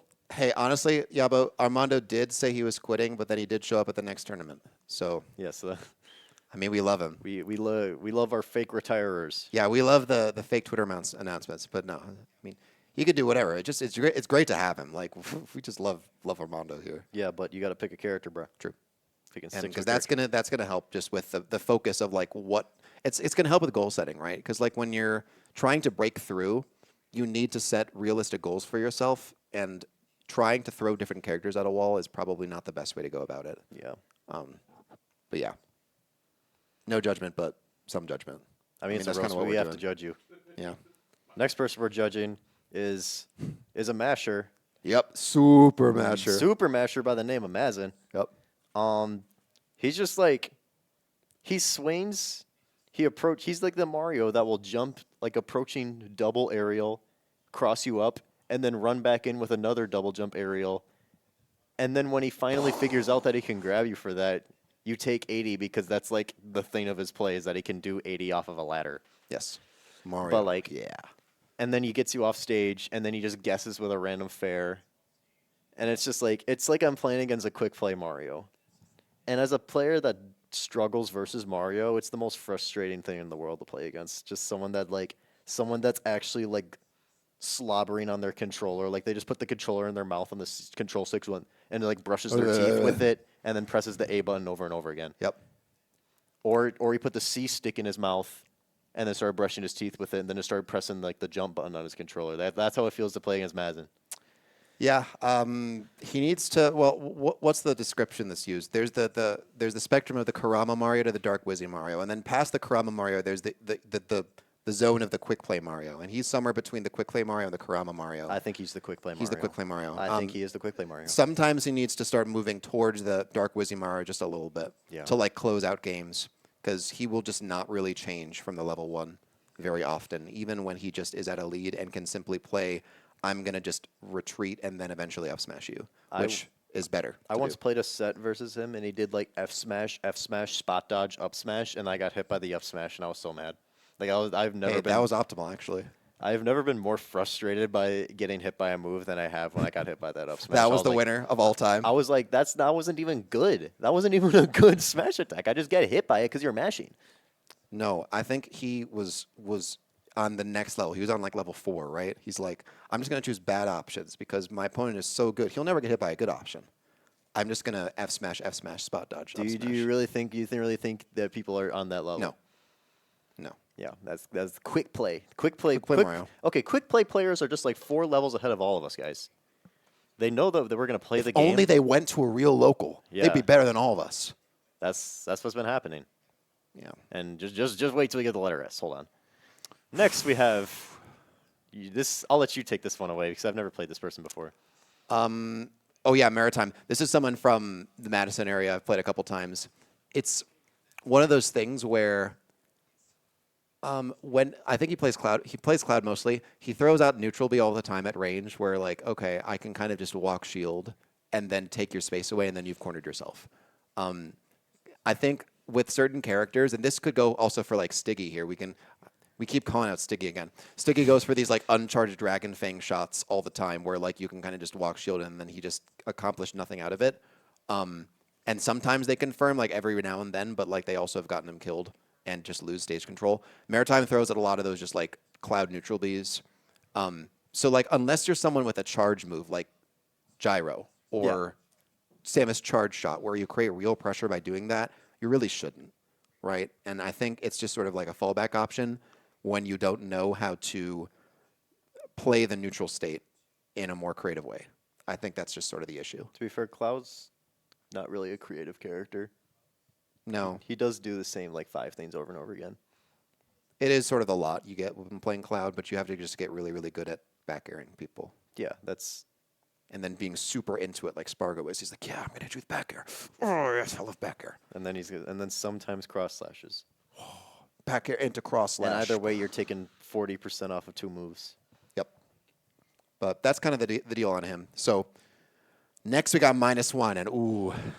You need a parry too. If we're bringing you up, if any Wisconsin player is getting brought up and they play off FGC, I'm gonna bring up how you don't parry, because I don't think any of the FGC players in our state are good at parrying. When that's like the thing that can really elevate your play. Like, why do you think Sarcastic had an absolute chokehold on our state for like 3 weeks before he went off to like school and stuff? Because he could parry everything. Yep. And you guys cannot parry everything. To save your lives. And until you're parrying everything, you're not good enough. My thing with Alex with -1 is that he plays FGCs. Okay, so like when he's playing Shotos, like you can get a pressure situation with the close moves and then chase people when they're getting away from you or trying to get away from you. But sometimes you need to recognize the difference between when someone is panicking and trying to get away from you and you can't, and they can't, and you can actually keep chasing them. But versus when someone has actually gotten away from you, but then you're just swinging at them like a madman and looking really, really desperate because they've successfully reset, but you haven't really realized that they did. You do play very desperate. Yeah. And that's especially noticeable like when in like 10 situations you'll just be going for like down tilt Shoryu without realizing if it's actually hit confirmed or not. And so you'll just throw the Shoryu out and it'll just hit their shield and then you just get up smashed. Yeah. And I'm like, dude, just please like visibly react to whether the hit confirm actually happened or not. Yeah, you can react to that. You can. You can kind of just down tilt until they either jump away or get hit by it. Yeah. And then react to how that pressure went. Yeah. So he is also a spot dodge merchant. Yeah. And what he also does is he gets way too expectant of people spot dodging against his pressure, which is the kind of almost #1 rule that I had to learn against him and what everyone should learn about playing against FGCs. And I'll have actually quite a specific thing to say about a certain player coming up about how they play against FGCs, but chat can speculate on who that's going to be. But please don't get caught by just him spot dodging and down tilting. And as me speaking to -1, just make sure that you're a little bit more disciplined on like knowing what your openings have actually led to and whether it's something you can continue following up with. So, next we got Mystic. We got Mystic, and I'll start us off. Sure. Mystic, are you in chat right now? Let's just wait till he says something, because I know he's in chat right now. Yeah, exactly. He's right here. He's right here in chat. Here he is. And he's probably right there on Twitter, too. Do you all know where he's not? The training room. No. He's Or not playing the practicing game. or playing the game At all. You need to get off these social medias. You need to practice, my brother. You need to stop talking and you need to start doing. I see a whole lot of talking and a whole lack of doing. Also, don't keep saying that you're quitting Smash and playing other games because we know you're not. That's not happening. Mm-hmm. No. And in game too, I think Mystic's biggest habit is just the roll-in habit is atrocious. Yeah. Because like the game plan of just poking at someone with an aerial and then just hoping that they don't know how to deal with that does not work against a lot of people. And so the other thing about just like game mentality is, I think if you claim that you're not going to care about the game at all, then don't care about the game as much as you do after every tournament. You know what I'm saying? Mm-hmm. So like make up your mind. Make up your mind. Yeah, you need to get off the. We're helping you. We're helping you. We're helping you, but you're not helping yourself with this mindset. Yep. If you fix that mindset and you get into a grind set and not roll in all the time, like what Teddy's saying, you'll be a lot better. Yeah. Honestly, even like the salt tweets, it's like the salt tweets aren't as bad if it's from someone who's passionate about the game and shows it. Yeah, but if you're not really doing much about it, then it's kind of just It like looks silly. it's empty. Yeah. I will say though, I don't know why, but I really like the tag Dr. Ratio. I think it's really funny. I don't know why. I think it's funny. Honkai Star Rail. It I is a think fun. I think It's a funny funny, tag, bro. but unfortunately, the origin ruins everything. Oh, what's the origin? It's Genshin Impact 2, basically. Oh, Yeah, sorry, Aaron. Why did I ask? Sorry, Aaron. Why did I ask? I ruined it for you. bro? I asked, and Yeah. I was like, never mind, y'all. Tough. That was the most appropriate reaction Thanks, of Jo- all time. Thanks, Josh. That's great. That's great. Good. we're Yeah. on the Ninja Blue now. Yep. The Ninja Blue is Luigi. he's definitely like Luigi. It's kind of just default Luigi, but he needs to find more ways to kill you outside of just the default down throw 0 to death. Because it's like his play is so linear. Like he does the exact same thing over and over again. And as Luigi, the one thing you have is combos, but you need to get so many more combos because Luigi can kill you off of like any move. Yeah. But he only kills you off of like one move. It's funny with Luigi because there was I think it was like a Larry Lur video that I watched because he shows him in my recommended every now and then, and it was like an interview with the Luigis of like why Luigi might even be better than Kazuya. Now that is quite a hot take. Yeah. But Raru I think had the most interesting analysis, and he said, well, Kazuya has like 2 specific openers to kill you to death. Luigi can just do that off of any one of his aerials. Yeah. At like 0%. Even the Zaire. Even the Zaire. And so that creates just like, obviously he has a threat range, right? You have to play around Luigi's threat range. But the way in which he threatens you can be insanely creative, right? Yeah. And I think Ninja Blue just has to hit that step of like pressuring in ways that are more creative than just the quick play Luigi stuff. Yeah, the Zaire and the grab. It's always the Zaire and the grab. When you could kill them off of fair, you can kill them off of up air, you can kill them off of nair, you can kill them off of anything you feel like hitting on them will Just learn probably that kill stuff. them. Yeah. Like that's why Luigi's such a masher character, and it feels like Yeah. Luigi's aren't tapping into that properly. Like they're tapping into it by rubbing their face on their C stick, but they don't know how to capitalize off of it. And once you figure out AKA learning the game, once you figure that out, Luigi can carry until Yeah. you get put off stage. Then I pray for you. Then that's just tough. But Then- Luigi's opinion has changed over the years, right? He was considered a mid tier. He's definitely not a mid tier. Yeah. Let's be honest, folks. These he has charac- weaknesses. These but he's- characters that have bad recoveries but kill you off of one hit are not mid tier. No, They're not mid tier. they're good. Yeah. Especially if you do the things we were just talking about. Kazuya is not bad because he has a bad recovery. Cloud is not bad because he has a bad recovery. Kazuya's Guys. recovery is low-key kind of good, though. It's not even like that bad. it's linear, but there are some characters that just can't exploit it. Yep. Yeah, so Luigi is definitely not buns. Luigi is very good. Luigi has become like a top 10 most represented character in the game, LOL, if you're wondering how 'Cause the he's so- state of this game has become. Because he's so easy. Yeah.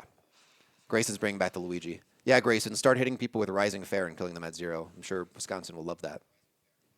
But He won't practice. he won't know. He Actually, won't. He won't practice. He won't do it. this is our challenge to you to actually learn that stuff. He won't. All right, next we got Oat. One Oat. of the 3 Game & Watch players we have. 2. Oat is. It's not like. Oat's a masher when he's down. I take a stock off of him, and then he just starts rubbing his face on his controller, doing overtuned Game & Watch buttons, and that's just how it is. There is a very visible change in his gameplay when he loses a lead, and it's the fact that he just starts mashing his face on his controller. Yes. The ones that we played at, I think it was C3, is just like you could just tell when the desperation set in when I had like a full stock lead. It's one of those things where he did actually start reversing it because I was throwing out a lot of moves that would just lose to Game & Watch when you're just trying to press buttons at the same time. But you can also just disengage from him because Game & Watch, for all his strengths, is not that fast. So if he's mashing on you and you're a character that's just a little bit faster than him, you can just punish mistakes over and over again until he loses. Yeah. And Game & Watch players make lots of mistakes. They can. They're allowed to. Well, They should can make be, as many as they want to. and still win. Yep. That's how I feel about Game & Watch. Understandable. Yeah. As a Rob player, it's very hard when you have to face your one losing matchup, I'm sure. 2 losing matchups, actually. Oh. We got Bayonetta. Oh. And Well, Sticky doesn't make it look like a losing matchup, but because he finds a way to lose that. he finds a way to lose finds that. a way. All right, we got Pab next, or Pob. You know. Hold on. Let me talk to. Let me have a personal conversation with Pob. Do it. You know, Pob. Between you and me, man. You can approach. Like, it's okay, man. Like, I'm okay with you approaching me. There's nothing wrong with it, man. You can approach. There's nothing wrong with it. You don't lose much about approaching. You can approach. It's an option in the game. You can do it, man. I believe in you. It'll make the game more fun sometimes. Yeah. It'll Yeah. I played Falcon at the same. Wait, no, it was not the same tournament. They got Crouch Camp at Inky Rain. I played Falcon at a different Timber, and I almost got timed out by Pob in Lucina Falcon. How? I don't know. How did that even become an option? The game went to like 40 seconds in Lucina Falcon because Bob will never approach. No. Yeah, I've played Pob a couple of times, and it's really just a thing of like, man, please just do something other than full hop Farah kill percent. Like, you can mix it up. You can dash grab. You can back air and stuff and burst down tilt. I mean, you can do the basic Agra Ninja stuff that Verm is known for, of just Basic burst Agra down Ninja. tilt. just do some of that, Yeah. right? Like, it'll make it more fun for you and for us, and it'll probably make you do better in bracket too. Yeah. You know, and you know, you can unlock so many more things in your play too, other than full hop fair if you just approach. That can really help you out, Pob. I think that'll really unlock neuron activation in your play. You know what I'm saying? We're on Pack Smash. Speaking of Whitewater players that got play styles that I don't really agree with. We got Pack Smash. Besides the fact that he always jumps when he's off stage and does the get out of jail free card, which I mean Pitt does in general. Stay away. Yeah, stay away. Please. I don't want to play the disadvantage. Don't hit me. I don't want to play disadvantage. I don't want to play disadvantage. If he's not doing that or pressing A out of hit stun, I think something that he could understand that'll take his Pit to the next level is understanding what a rock paper scissors situation is, because that is so many of Pitt's things that if he was aware of that, it'd be so much harder to play versus him, because a rock paper scissors situation is, let's just take this for example. Grab beats shield, dash tech beats grab, and then what's the other one? Shield beats dash attack. Pitt could force that a lot.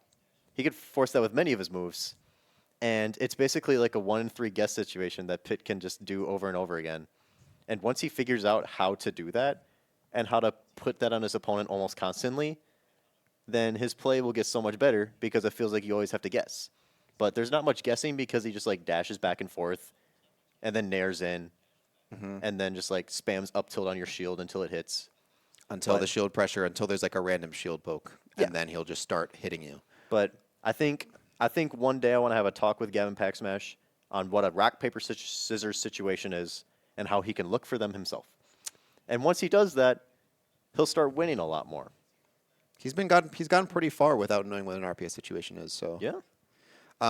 My thing about him, and I don't know if I feel like I've gotten into this a little bit when we've played, but man, he's got to know when to actually chase people, but not like super chase people, right? Because like when I see him getting advantage, like his hit confirms, like the guaranteed 3 hit combos at various percents, like he's got those. That's Yeah. great. But once those three things are done, then you've got like actual advantage state, right? And to continue hitting someone there, you need to know when you can actually like frame trap and things by waiting to throw out the move. Because he is someone where it's like he's dashing forward, he's jumping forward. Okay, he is going to dash forward and press a move. Or he is going to jump and press a move. Yeah. And if I know that that's coming, I'm just going to nair him every time as Ridley because it beats everything that he would try. So knowing when to just bait someone's defensive option, whether it's a mashed button, like a scared, not even a scared mashed button, but just like an anti-air mashed button, or an air dodge or something like that, and then killing people for it will help so much because it feels like your advantage state is dependent upon people just being burst down. Because this was the funny thing, right? When you posted that clip on Arico's Crom, the entire thing was literally just you getting your 3-hit combo and then pushing him off stage and then pressing 2 more buttons on him.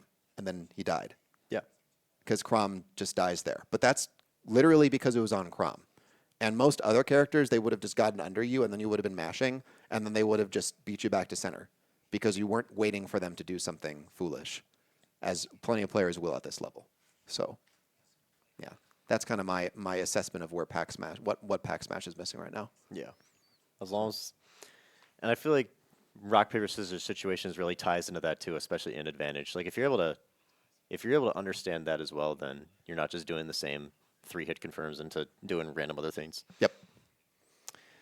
So it has not felt like this, but I think we're almost at the 2-hour mark here. But we're like over 2/3 of the way done. So yeah, probably like 3 more minutes and then we'll be good. Yeah, we should be good. Sweet. We're still on the whitewater train right now. We got Quag. We got Quag up next. And the shocking part about playing against Quag, I mean, I feel like objectively at this point, I feel like I'm good versus Incineroar. Mm-hmm. But I've never really felt scared playing against Quag, and Quag's the only instant that's made me feel that way. And I don't know really why it is, but there's never really a point where I feel like I could die here, because if he's going to do something that will make me die here, I can react to it. Mm-hmm. Or he has to make some really big call out. But there's never really any sort of, doesn't really feel like he's calling out much on me. So I think a big way that he can like actually make me scared in any way is to think about how the opponent like tries to escape the corner, and then think of ways that you can kill them for trying to do that option. He's like, it's like, Instant is not an honest character. Instant does not play honest, but Quag Cooper plays like he wants to be honest, when I feel like Instant's not really the character to do that with. If you do want to play Instant honestly, though, try to pay attention to how they escape the corner.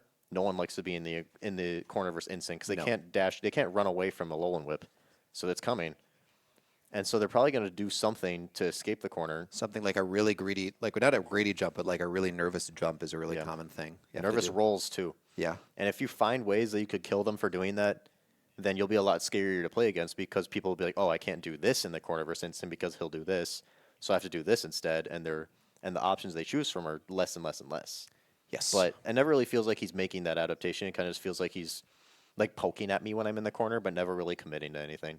Mm-hmm. I've noticed that like he'll go for a lot of just like reactions to the normal like get up situations where he's just like gonna F tilt if you roll in, like that standard thing, or he'll just dash grab you if you neutral get up, and he'll reaction to you like neutral get up shielding.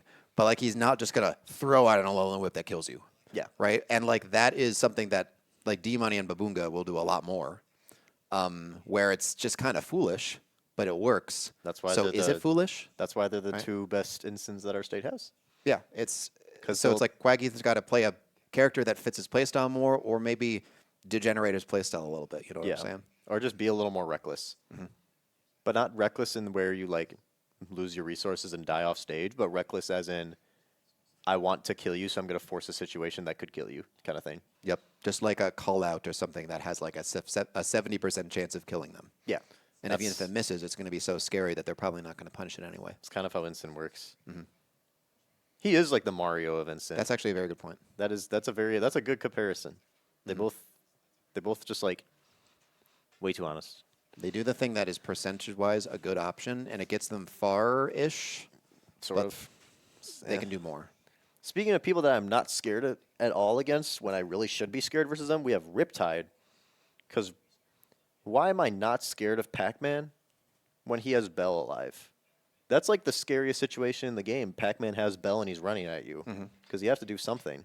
But he doesn't tap into that. It feels like he'd rather have Key for some reason, when I don't really think Key gets that much of like a benefit versus like most characters, when you could just have Bell in your hand and run at them. Bell is weird because I play a character too where like Bell is not as threatening versus me as it is versus lots of other characters because I can easily like cancel it with a move or inhale it, which is kind of annoying for him and also for like Ichigo when we've played and the amount of sets we've played. My thing is, yeah, he goes for Key a lot when it's not actually going to kill you and it's just going to be creating another interaction where he then has to kill his Pac-Man with like a stray bear at 170. It's like you're just wasting time, it feels like. That's what I'm saying. And then you also don't use the other bonus fruit to like pressure with Hydrant because like you're always going to throw a Hydrant down and then like dash back with an A move to break Hydrant or to catch someone's landing. And like, cool, that's great. But then you're just doing that over and over again. And the problem is you're not creating any pressure situations on Hydrant in which it bounces in an unusual way or the bonus fruit bounces in a way or moves in a way where the timing gets mixed up on your opponent's defense and then they might get caught out or called out. Because everyone knows at this point how Key interacts with Hydrant. And everyone knows at this point how Bell interacts with Hydrant. Yeah. And so you've got to start thinking of ways to catch people off guard, especially if they've shown to you that they can just wait it out every time. So that's sort of my thought on Riptide and how he plays Pac. Or you could just run at them with Bell. Like you can just do that. You're Pac-Man. You can do that. Nothing's stopping you. Rifflip, you were skipped because you don't go to events. Yes. I have not played you in 2 or 3 years.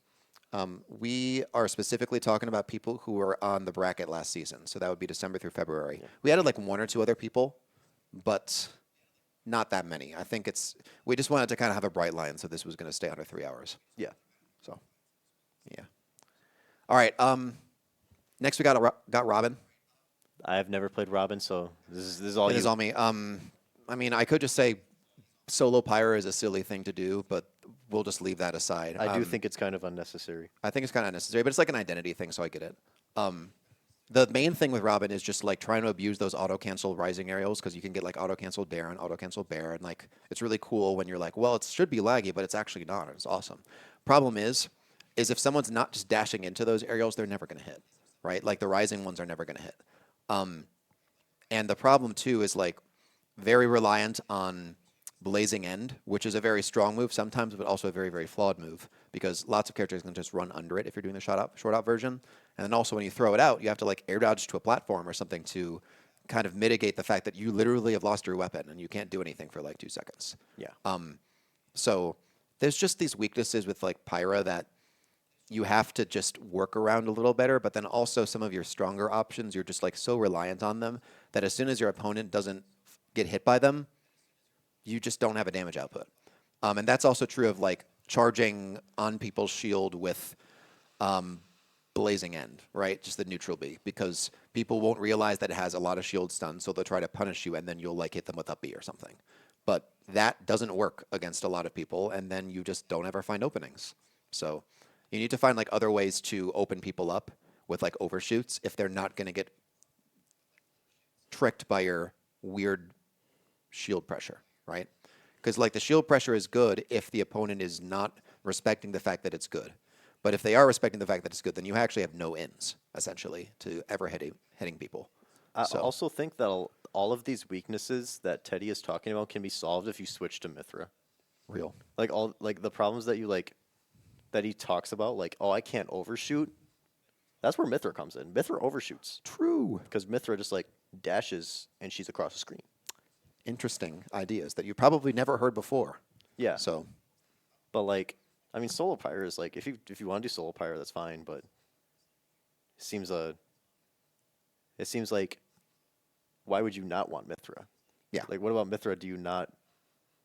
Why would you not want to switch to Mithra to make all these problems easier? Yeah, I think at this point it's been just sort of the commitment. So I don't think that us today are going to change that. But if you are playing Pyro, you just need to still find ways to open people up differently. It's not easy, but it has to happen to like reach the next level.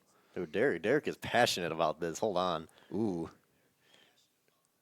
deserve to lose automatically. Ooh, Oh, Derek automatic. feels strongly about these solo pirate players Angry living doll- rent free. Angry dollars, bruh. Angry dollars. Oh. Speaking of the D&D money, we got Ruby D next, and there's like she really struggles in like some situations that I feel like if she learned Phantom Displacement, then it would kind of just solve those problems. Like Falco Laser, if you can just like spawn the knight in front of you and not have to deal with Falco Laser, then like So cool. or like Chic Needles, then I feel like if you just learned that, then it'd be like so much easier to deal with these some of these problems that you struggle with. I don't know the exact inputs for all of it.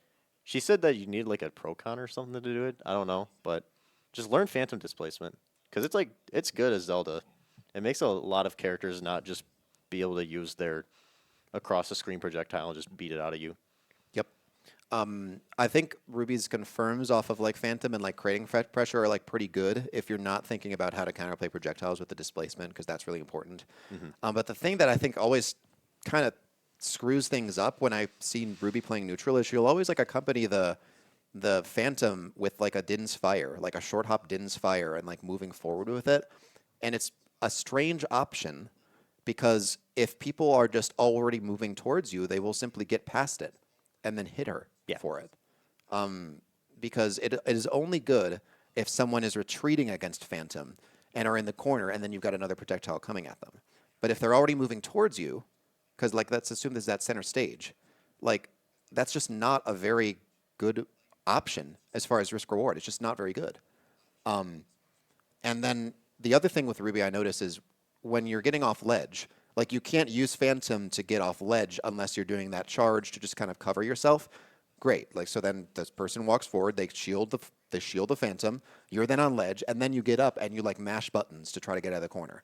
Like you'll neutral get up and then immediately Phantom kick, or you'll neutral get up and immediately get jab, or you'll neutral get up and like jump Nairu's Love or something. Because Zelda doesn't have very good A buttons when under pressure, but the problem is you're kind of letting people know that that's the case by throwing out all these bad buttons in the corner. Yeah. Zelda doesn't really have a burst option besides dash attack, and dash attack's good, but like it's kind of small. It's kind of small, and it's really unsafe if it doesn't hit. So if people are expecting you to mash out of the corner, they're just not going to work. Yeah, you do definitely swing out of the corner like 90% of the time. And that's where I kind of make all my money playing against you, because then suddenly there's these situations where you die way earlier than you should because you're just taking all this damage. Yeah. But that's I think the main thing. Like so, it's just like the Din's Fire doesn't really make sense in I think 2/3 of matchups in this game, and then Phantom Displacement is just such an important part of the character this late into the game that you should probably learn it. Yeah, you really need to tap into it. Yeah. Like desperately. All right. Next we got Sanchloss. So, Sanchloss, to be totally honest, I don't have a whole lot to say about his gameplay, but the way that he plays in bracket, and this is just kind of what he's known for, it's like I feel like you're burning yourself out too actively by like how seriously he takes every single game he plays, and like how he plays every single interaction in the game as if it's a last hit game 5 grand finals of Supernova. You know what I'm saying? I don't know if that's something he wants to or needs or can try to fix, but I feel like it's leading to him getting super stressed out in the middle of games in positions where you don't really need to be stressed out yet. You know? He definitely does like is very very visible. He's a very what's the word for like they do a lot of not like emotes, but like they're very emotional in that way. I know what you're saying. I don't know the word for it, but But he wears his heart on his sleeve. he does move a lot. He moves a lot. Moves a He's lot just, when he plays. I just feel like he's burning himself out more than he should by doing that. But yeah, I think he's just here for the love of the game too. Yeah. He likes the game. He is very passionate. Yeah, he's passionate, animated. Those are all good words. Animated. That's the word. That's the word I wanted. Yep, that's the word. I So wanted thank animated. you, Tumu. That's probably the best word for it. Appreciate that. Yeah. But besides, I haven't played him in a long time, so I don't really have much to say about his play itself. But he Same is here. very animated. A player that I had played sort of recently is Shimp. Another one of those. I'm gonna say it for every single player that plays an FGC character. You need to parry. You know, learn your parries. Because why are you not parrying? That's like where you get all your that damage. is a moneymaker as a FGC player. But something I tried to think of something that's not parry because I wanted to be actually creative and like think of new things for each player. Sure. So I'm not just going to tell you to parry. I do think that your Ryu up air chains could be a lot better. It doesn't really feel like I'm taking that much damage when I get up aired by Ryu.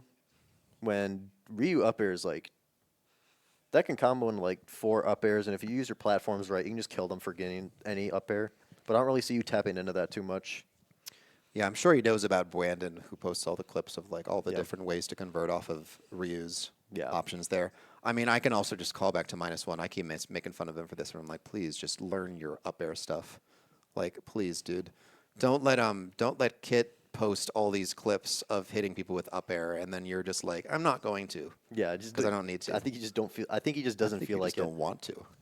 I mean, he's told me that he's not under any illusions. But I think for Shimp, if you want to, you should, because it's going to make such a difference. Yeah. Instead of doing like 30% every time you win neutral, there you could sometimes do like 60 or just kill him. That's why Max Rage Ryu is so scary. Yep. I played Shimp at King Me, and it was actually a really fun set. All the games were close. I think it was like a 3-0, but it was like a 3-0, but it was close though. You were just retreating a ton when you didn't need to. Like, you needed to know when to also keep up the pressure. But I think part of that is the fact that you don't have a lot of those extended combos on lock. So by you pressuring me, the reward isn't potentially killing me at 60. The reward is just getting another 30%. Yeah. And I think that's why you weren't extending in situations where you could have extended, because you're just hoping that I make enough mistakes so that your 30% every time is just going to win the game eventually. But that didn't quite work against me, right? Because I was able to live long, and you were getting a lot of really good punishes, but just they weren't, like, they were good punishes situationally, but they weren't enough damage for you to not need to also force things a little bit. So, yeah, that's the deal on Shimp. So, Next, we have Skyward Hero. So, don't be fooled by him beating all of us. He is still a masher. oh my goodness, He is like, there is a bomb strapped to his chest that will explode if he doesn't boomerang every 5 seconds. Any situation he's in, he will jump away boomerang. And I'm convinced that we're all losing to him because we don't know what to do about his about Link's like 3 gimmicks that he does. About like jump away boomerang, jump bond, double jump, throw it down into immediate nair, and then just like do something after that. I think that's happened like at least 30 times a set, where he'll jump to the platform, boomerang, jump to the bomb, double jump, throw down the bomb. Z-drop it or throw it down directly. Yeah. And then land with a fair or a nair. He definitely does play like it's quick play. And to be fair, he's a He Wi-Fi is a warrior. Wi-Fi warrior. He's He a was- Wi-Fi warrior, and it's very obvious that he's a Wi-Fi warrior. His Wi-Fi warrior level 1 is very good. Yeah. And I've talked to some of the people. I mean, he's obviously had a rise recently due to much better attendance, and he is showing serious adaptation. The issue is, though, a lot of people take way more damage from his level 1 than they should. Yeah. And I think it just comes down to like give it like a couple weeks or like a couple months when people like figure out the level 1, and then that's when he was probably going to do a little worse, when people figure out his level 1, because he yeah. has a really good level 1, and we haven't figured out the counterplay to his level 1, and that's probably why a lot of us are losing to him. yeah, Something about his play that I think he could do better, though, is that he wastes a double jump in spots where he doesn't need to. But then again, there's also the fact that people also haven't figured out how to kill him for wasting his double jump all the time. yep. And once we beat that into him, that he will die if he double jumps or like wastes his double jump, or that'll take a lot of damage, then he'll start doing worse. But right now, we're still figuring out how to play versus Link, because we've never had a Link. Yes. That's why a lot of us have gotten. That's why a lot of the state was getting like farmed by Isahel, like post COVID, when Isahel was like going to Wisconsin stuff sometimes. Just didn't have a comparable player at all. Yeah, we just didn't have a comparable Link that we could learn the matchup off of. But now that we do, once we learn the matchup, I feel like he's going to drop off a little bit. But I'm not saying that he's going to drop off forever, but he's And then he he's needs to definitely going to adapt to drop that. off when we figure out how to play against his level 1 adaptation. Because that's probably why he's such a good Wi-Fi warrior, because his level 1 is so good that And it you can only just, get one game sometimes. Yeah, you only get one game versus him to figure it out. But now we all have more than one game to figure this out, and eventually we'll figure it out. Figure out I don't know. It's just Link. It's just Link. It's just Link. It's Link pressure. It's gotten more explosive recently, but it's still the same level 1 as he's had for like a couple years. And we've played like 3 sets. I think every game we've ever played in those sets has been like last hit. My character does not win the Ling matchup. In fact, it's very bad. But the main thing is that I can punish his double jumps really easily and force him to the corner really early. Kind of like how it was versus Cal, right? Where it's like if you burn your double jump and you're a Link player, your moves are not big enough to simply try to land again with a button. You are forced to the corner instantly. And that's where I've made a lot of my money versus him. So like when you have players like you or really any other PR player who can just intercept him in the air with the right timing, he's not going to be able to land. And he will be forced to just continue playing disadvantage for another 30 seconds if you do things right. Yeah. He is very panicky and disadvantaged. Very. Too. Like there are times where I've been like steamrolling him, and then he'll jump off ledge and do link down air, and then I'll mess up a timing on like a nair or something like that, and I'll just die for it. Yep. It definitely feels like sometimes like it's easy to know what he's gonna do out of these spots, but he just like it feels like he gets lucky and gets out of these spots. He's being given opportunities that he shouldn't. Like it feels like a lot of his success comes from us us letting him get away with this stuff. Yeah, Sarcastic is saying Nair and Dare disadvantage only goes so far. It's true. Yeah. It's true. Like, he's winning stuff, and that's good. Like he's farming us right now. I'm not gonna lie, but it feels like a Dark Souls boss, rather than like a player you're adapting to. It just feels like you're adapting to what he's doing, and then after that you're kind of set. Yep. All right, next we got Solo. Solo, it's like he needs to really learn how to tech chase, because he kind of just like tosses out options when he gets you in a tech chase, and he just maybe cover them. But yeah, maybe he just not. hopes that it works. Yeah, like a random Zard flare blitz, or like a which can be cool sometimes, but it's sometimes not high risk, very high risk. Yeah. Me playing against Solo, I noticed that a lot. I think as Squirtle is his best character, he's good at getting the openers with Squirtle, partly because Squirtle's frame data is so good. You can cross people up and stuff. Issue is that when you're when you're in Ivysaur and Charizard, like I'll see you just throw out these like random Charizard F smashes when I'm thinking like, well, why can't you just throw out like down tilts and then create an a tech chase situation where you throw out an F smash, and if it doesn't work, at least you had a situation where it's justifiable to use it instead of just trying to make a really hard call out. Because then it's a matter of you trying to hit someone recovering from the tech chase. If it whiffs, they're not going to be able to just send you off stage immediately for it. So know that like your stronger options with PT are dependent and contingent upon you hitting the like lower risk openers. Yeah. First. I was gonna say you can't go for the all. You can go for the all in, and you can hit the all in if you just hit the first like thing that initially gives you that option, because you can the opponent in a position where they will be hit by something. You can get these flare blitzes, and you can get these smash attacks for free if you just do the option that forces them into that situation instead of just trying to throw out the smash attack. Yes, because you can just you can tech chase them and then hit a smash attack for free. You can read them neutral get upping or rolling out as Zard and then flare blitz them for it. Yes, but you just throw it out first instead of trying to force them in that situation. If you just force them in that situation, you can kill them at any percent.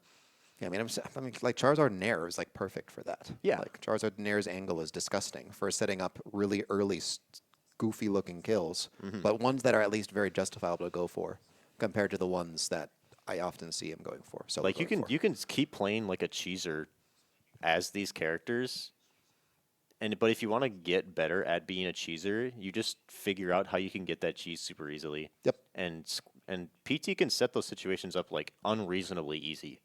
But I don't see you setting up those situations. I just see you trying to make these callouts. And they're not even like reads or callouts. They're just guesses. They're just guesses. You're just doing it, hoping it works. All right, we're finally at Spencer. We are finally at Spencer. And the note that I put down on here is that his neutral revolves around mashing aerials until one hits or fishing for an out-of-shield reversal. Yeah. I think his neutral... Masher. Yeah, Spencer is a textbook masher. He definitely does just mash buttons until it works. And when he gets frustrated or he's down, his solution is to press more buttons or overshoot the buttons, but he's still pressing buttons over and over and over and over again. And so I think if if you had to like find a player that you could define as a masher, I feel like Spencer's like one of like the pinnacles of mashers. And he's the pinnacle of mashers in that, like, he mashes in different ways, right? Like, he is actually very good at overshooting and, like, doing that aspect, which is something you have to do as Ness because you just have such big buttons that send at such favorable angles that, like, if you just get, like, one little tap of any of the multi-hits, then it's going to link into the final hit and then create that situation for you. So, like, yes, 90% of your neutral is fair. That's not that bad of a thing until it breaks down, and you need to probably find other ins. Yeah, until they find solutions for you spamming that. And I don't know if you make those adaptations in time at all. Yeah. Like you can make it over like the course of sets, but you're not making those adaptations during the set. Yeah, Verm, this is not going to get much better. There's like a couple mashers coming up really quick. Yeah. But yeah, with Spencer, I think that's really just the gist. Like, he's good at what he does. It's just he sometimes hesitates to, like, stop banging his head against a wall if his mashing with fair doesn't work. So. And sometimes after sets, it looks like he complains like he isn't the masher. Like he's the one getting mashed on, even though you're Ness. You definitely are the problem if you play Ness. If you're complaining about mashing as a Ness player, like, come on, man, you gotta self-reflect a little bit. Real. Speaking of mashers, we've got Spike City, K-Roll player. We played a set. I've watched him play, and it really does feel kind of like Mash City most of the time.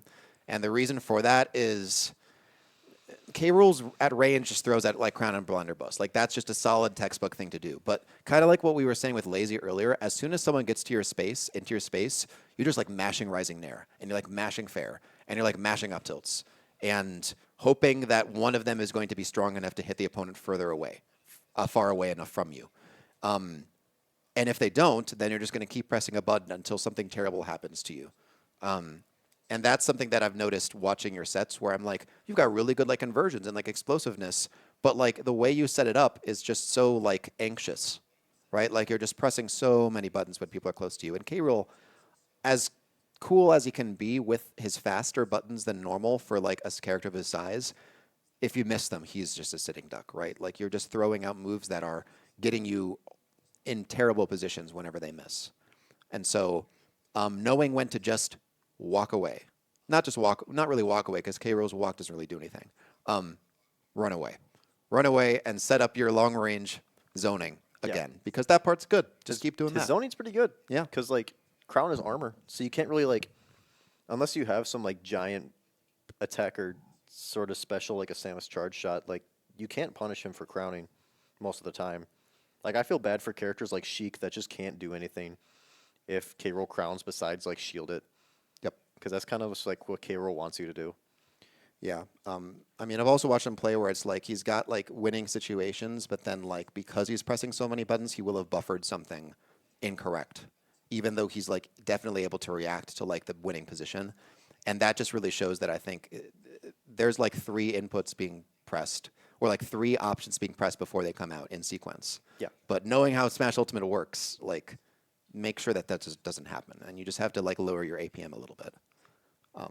It's hard as K-Rool, because K-Rool is, you can definitely play like it's quick play as K-Rool. Yes, but gotta mitigate that a little bit. Yeah, if you want to go better than like 2-2, then that's when you gotta start learning.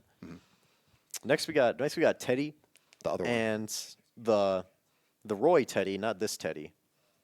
Whenever I watch him, I think Kaden must have spoiled me. Because whenever I watch his Roy, they'll get in a situation, I'm like, okay, he dies here. Like, okay, he gets Jared and dies here. Okay, he gets F smash and dies here. Okay, he gets tech chase and dies here. Oh, he gets hit by side B and dies here. But he never dies here. I'm watching Teddy, and he gets these clear opportunities, but I never see him capitalize off of them when he could just like kill him for it in so many of these situations. It's the opposite problem of some of these other players, like kind of the opposite problem of Solo. Like Teddy sets up the situations, but then is kind of strange on the execution of actually following them up. Yeah. And so it's just a Roy thing. It's making sure that like when you have the opportunities that you're just disciplined enough to capitalize on them instead of just creating mental blocks by missing them and then having to go over and over and over and over again. Exactly. Because as Roy, you could theoretically take every stock off of like 1 or 2 neutral wins. You get one interaction to get them to 60 and put them in the corner, and you do the other one to kill them. Yep. And I feel like Teddy wins. He needs like triple the amount of neutral wins that every other Roy player needs, just because he can't execute on these kills. And I think from what I've watched, when I've watched him play, he's very good at hitting the kills if he knows what the opponent's defensive habits are. But if he's playing someone in which they are good at mixing up, like, say, their tech chase options, or, say, DIing up on things that would normally send into a tech chase situation, which is actually like the biggest Roy counterplay imaginable, right? Just don't get tech chased by down tilt by holding up and away instead of down and away. Like, that's a huge one. But against people who know to do that, like, he's not killing you as quickly as you should as Roy, and then your fragility becomes that much more obvious. And so it's like there's just such a difference between people he's experienced versus and how he handles them versus people he's not experienced versus. Yeah.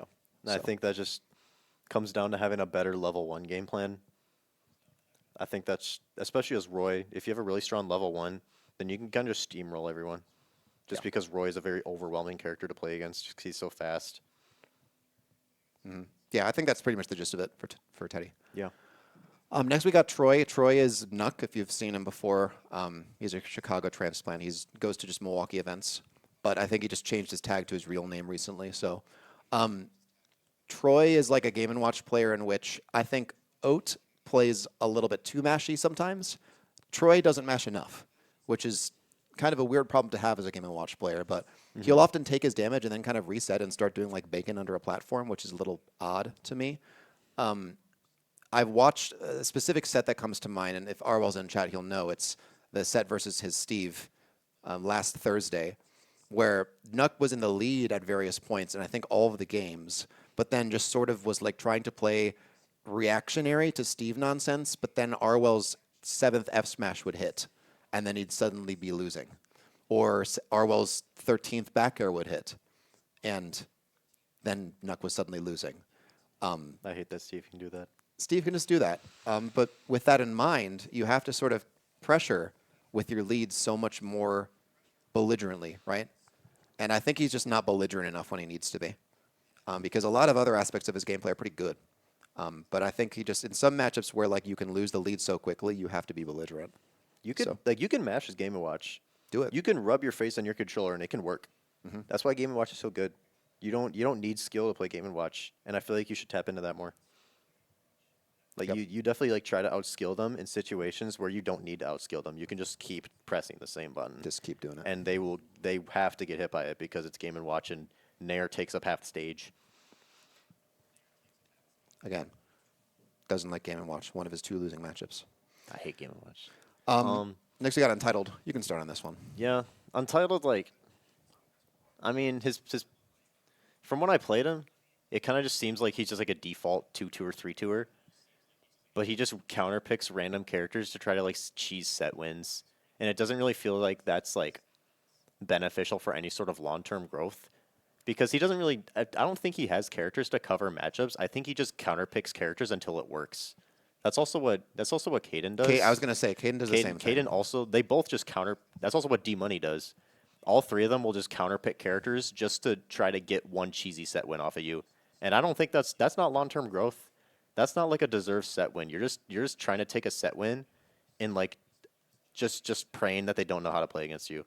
And that's a mindset that I just like I don't agree with. I think that's stupid. I think part of that too is like when you're used to sticking to one character for the duration of a set, then that means you're also capable of adapting over the course of the set. One example that comes to mind is like Untitled when he played MJMD at the Arcadian, in which like MJD was just up airing him when he was in the air. And in games 2 and 3, it was just the same problem.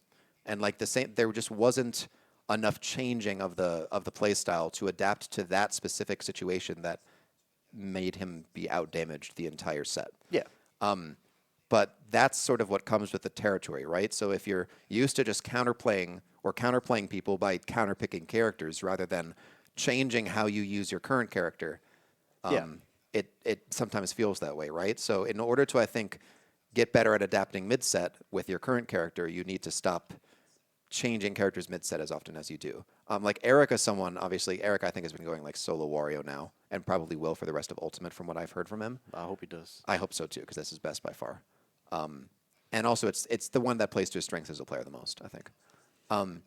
That being said, Eric, even when he did have like 4 or 5 characters, he always commits to one character and stays there for the entirety of the set.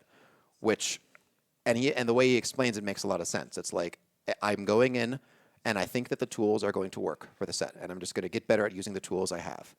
And if it doesn't work, then I'm at peace with it. And I'm like, okay, that's actually a really good mindset to have, even when you are balancing that many characters. Yeah, I think that sticking to a character too, it helps you problem solve and try to figure out ways to deal with these problems that you may face, which help you grow as a player. And if you're just picking a different character to try to not have to deal with those problems, then it just feels like putting off issues. You're Like kicking the can down the road. Yeah, like you're exactly. You're kicking that can down the road. You're not dealing with the problem that's in front of you. You're just trying to find a quick, easy fix for it. So yeah, I think just honing in on like Snake, your best character, and maybe having a second for like certain matchups, but just knowing that 80% of the time you're just going to lock in and stay there is really important. Exactly. Okay. Next we have the basic ag or ninja. Ooh. We have the Verminator himself. I think I tell him this every single time I play against him. I'm like, Ben Post, why are you double jumping out of hit stun every single time? And then he keeps doing it. And then I play him in a set a week later, and he keeps double jumping out of hit stun again. I'm like, why do you keep doing this? He's like, oh, it's my habit. And At least he knows. And then a month later, I hit him, and he double jumps out of hit stun again. He keeps. It's such a bad habit that he needs to fix. But besides that, frogs jump, get over it. Well, frogs don't jump, and then I nair, and then up B to the blast zone and up air you for the 30th time. Like, Frogs should stop frogs jumping. don't do that either. Frogs, it's an evolutionary thing called adaptation, where animals will adapt to how they respond to the environmental pressures over time. And I can see why you would be a frog, because frogs have taken thousands of years to change these slight little environments that kill the frog species. And so I'm assuming it will take you 3,000 years to stop double jumping out of hit stun. But he'll get there Eventually. in a couple thousand years. But he'll get there. So random infos. Anyway, that was fun. Something that you can like practice too, that you can make your gameplay better, is get better at tracking people, which basically means pay attention to how they're drifting when they're above you and use that to get better up airs, because I see you missing so many up airs. And if you're paying attention to how they're drifting, I feel like you lock down so many more up airs, which helps you get way more juggles, which is kind of like Greninja as a character. That's, I think, one of the big habits. The other one, and I think you know this one is coming, it's the spot dodge habit, man. It's the spot dodge after landing with fair. It's the spot dodge after trying to hit them with 2 down tilts and the first 2 don't hit, so then you spot dodge. It's the spot dodge after crossing up with back air. It's the spot dodge after throwing out like shuriken, but they're too close to you, so you feel threatened, so you spot dodge. It's tough because I have like up smashed you like 30 times because you just spot dodge in front of my face and you get absolutely destroyed. Yep. And unfortunately, when you played against Kit, the main thing that got you killed was throwing out an aerial and then spot dodging in front of an FGC character. Don't do that. Don't do that. Don't ever spot dodge, because what are they going to do? They're going to down tilt 3 times. Yeah. And then the third one's going to hit because your spot dodge is over. So, yeah. That's tough because I know you want to just punish with people throwing out bad out of shield options. I mean, honestly, in your set against Kaden yesterday, you made a lot of good use of your spot dodge, but I think he was just using that spot dodge, but Kaden didn't adapt to it. did not Kaden adapt to did it. not adapt to your spot dodges, so you kind of lucked out, I'm going to be totally honest. But against players who have clearly not going to get juked by it, like, you have to just break it. You got to break the habit a little bit. Yeah. You gotta know when people are adapting to your habit and then change it. Because like everyone has habits, but if everyone's beating you for that same habit and you're not switching it up, then that's a problem. It's a problem. But yeah, Another problem we have is our local Steve player by the tag of Vencho. And in the most humble and honest way I can say this, when I lose to Vencho, I lose to Steve. I don't lose to Vencho, I lose to Steve. That being said, I think if he did like those nil up tilts where like up tilts and then lands on the block and then up tilts and then kept doing that into up smash, I think if he firmed that out, the world would enter like an apocalyptic state. Like the world would actually look like Fallout. Like if he figured that out. Because if he's gonna play Steve the way he plays Steve, which is like the default Steve, like he definitely plays to win as Steve. And he plays like Steve. He doesn't play the game. If he like figured out nil up tilts into the up smash, that would make him so much more dangerous, like playing versus Steve. Also, his ledge trapping feels really linear when I play against him. Like it's like based on his position, I know what option he wants to cover, and I think the main way that he can make his ledge trapping better is by incorporating a lot more like ambiguous setups to make you constantly have to guess like which option is he trying to cover here, which option is he trying to condition me to do here, because you have to think about that versus Steve. You have to think about so many more things than the Steve has to think about. And I think if he tapped into that more, then his ledge trapping would be a lot more scary. And if he paid attention to those nil up tilt stuffs, then his walking at you and up tilting would be a lot more scary too. I agree. Because I still take 70 when I get up tilted versus him after he rolls in up tilts for the 9th time. But if he was able to kill me off of it at like 60, then I don't know. I'd be whining and complaining a lot more. Yeah. Oh, Exo, you actually will have a segment. I just added you later because you had qualified for PR a little later. So you're actually coming up in like 2 spots. So get ready. Yeah. Also, I want to say, Ethan Cheese 1107. You also play Steve like it's Steve, not the game. You play like Steve. You don't play the game. Yeah. There you go. One thing I will say about Venture, though, is like some of his block placements are interesting and actually kind of good. I mean, I've VOD reviewed Venture versus Kilogram Hours with Kilogram Hours for literal hours. I don't know if it's helping me beat Steve because I haven't had many chances to, but man, those are some interesting sessions. Specifically because Venture has really unique block placements that have specific kinds of counterplay, and then there's just a lot of evolution that happens when they have these like Game 5 sets that's kind of interesting to see. Obviously, I don't like being in that environment playing against him, but it is interesting to reflect on in that way. Yeah. So yeah, because I like VOD reviewing like that. Also, that thing if you're sitting in the corner and the Steve will like full hop place that block behind you and then immediately go down and grab, so you get like that back throw F smash setup that just kills him no matter what. I think he does that sometimes. Gross. He does that every once in a while. But you can do that so much more. You can kill 90% of characters with that. And that's like something that you should make a problem in your play. Like you should make that a problem that people have to deal with instead of just sitting there and minecarting or rolling up tilting. Oh, speaking about rolling up tilt. We do have a couple more Madison players. Yes. Next Madison player. Speaking about rolling up tilt, we've got Waffle Mage. Oh god. That's like the other character that rolls up tilt. There's your segue. Rolling up tilt. Rolling up tilt. Yeah, so this is kind of my experience playing Waffle Mage a couple weeks ago at B2L. He just, when he runs in, he's going to press a button, and he's often going to run into roll in, into up tilt in that exact sequence of events with the same timing every time. A lot of people call Verminator like the basic Agra Ninja. I think Waffle Mage is the basic Falco. Yeah, for sure. And I think he's got decent conversions, and I think he's been actually like getting a lot better results-wise, like making a couple 2-2s, 3-2s at like Madison events, which is good. Obviously, he has a lot of chance to play because he's at UW Madison, and they have a pretty active Smash club, and their ladder there is a pretty cool thing they do. So credits to them on that. But as far as what he needs to do to break through, I mean, I think he just takes the initiative way too much. Very, very mashy. Needs to not make the timing just so obvious, because Falco's movement isn't great, but his burst movement is good if he mixes up the timing of his burst movement, like with side B. So, yeah. I think that's basically the gist on him. And I also cheesed him like 3 times because he did really bad attempts at ledge planking against DDD dash attack. I don't think that as Falco you should be planking. No. Because if you don't have ledge invincibility as Falco, then if a character knows that, then 90% of characters are killing you. Yes, and classic thing is, of course, Falco has Reflector against my character. You can reflect Gordo if I set it up at ledge, except then I can shield the reflected Gordo, and then he has no ledge invincibility. Yeah, you and me both have to deal with Falco Reflector a lot. Yeah, but there's counterplay to it. You said, wait a second, if I play like normal Steve too, what is Vencho then? Both of you play like normal Steve. Yep. It's just that Steve doesn't play the game. So normal Steve isn't normal ultimate, basically. Yes, normal Steve is not normal ultimate. You guys are playing your own game that we all have to go through the chore of dealing with. Sounds about right. We got EXO now. Yeah, we have EXO. So Okay, first of all, can I say something? go. The only time I talked to this guy was just to ask him if he was coming to Timber because he like signed up for Timber, didn't show up. But who is this guy? Who is EXO, bro?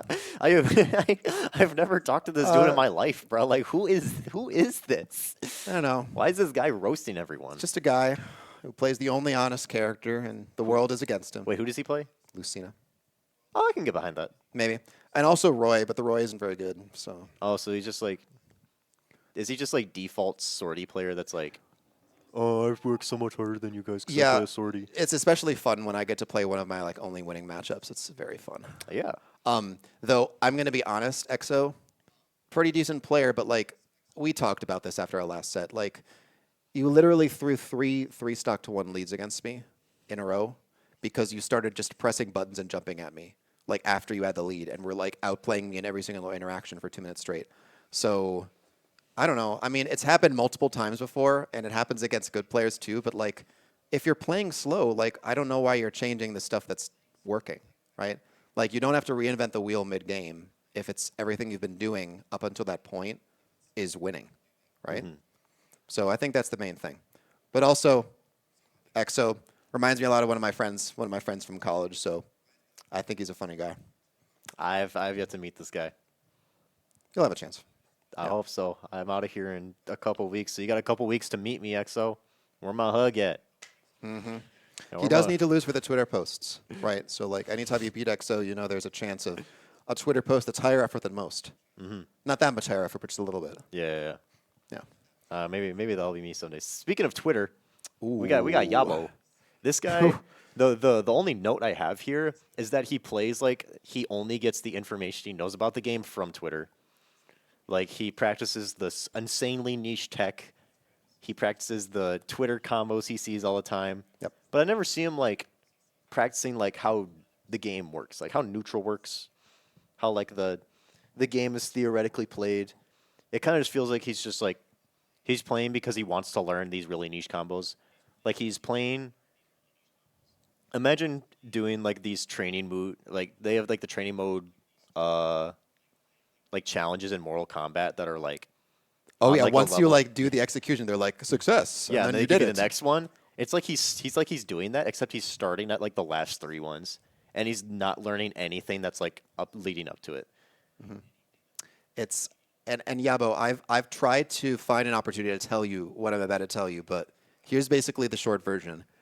You need to realize that when you're in a position that someone is at a kill percent, sometimes people will simply jump above you and you can up smash them.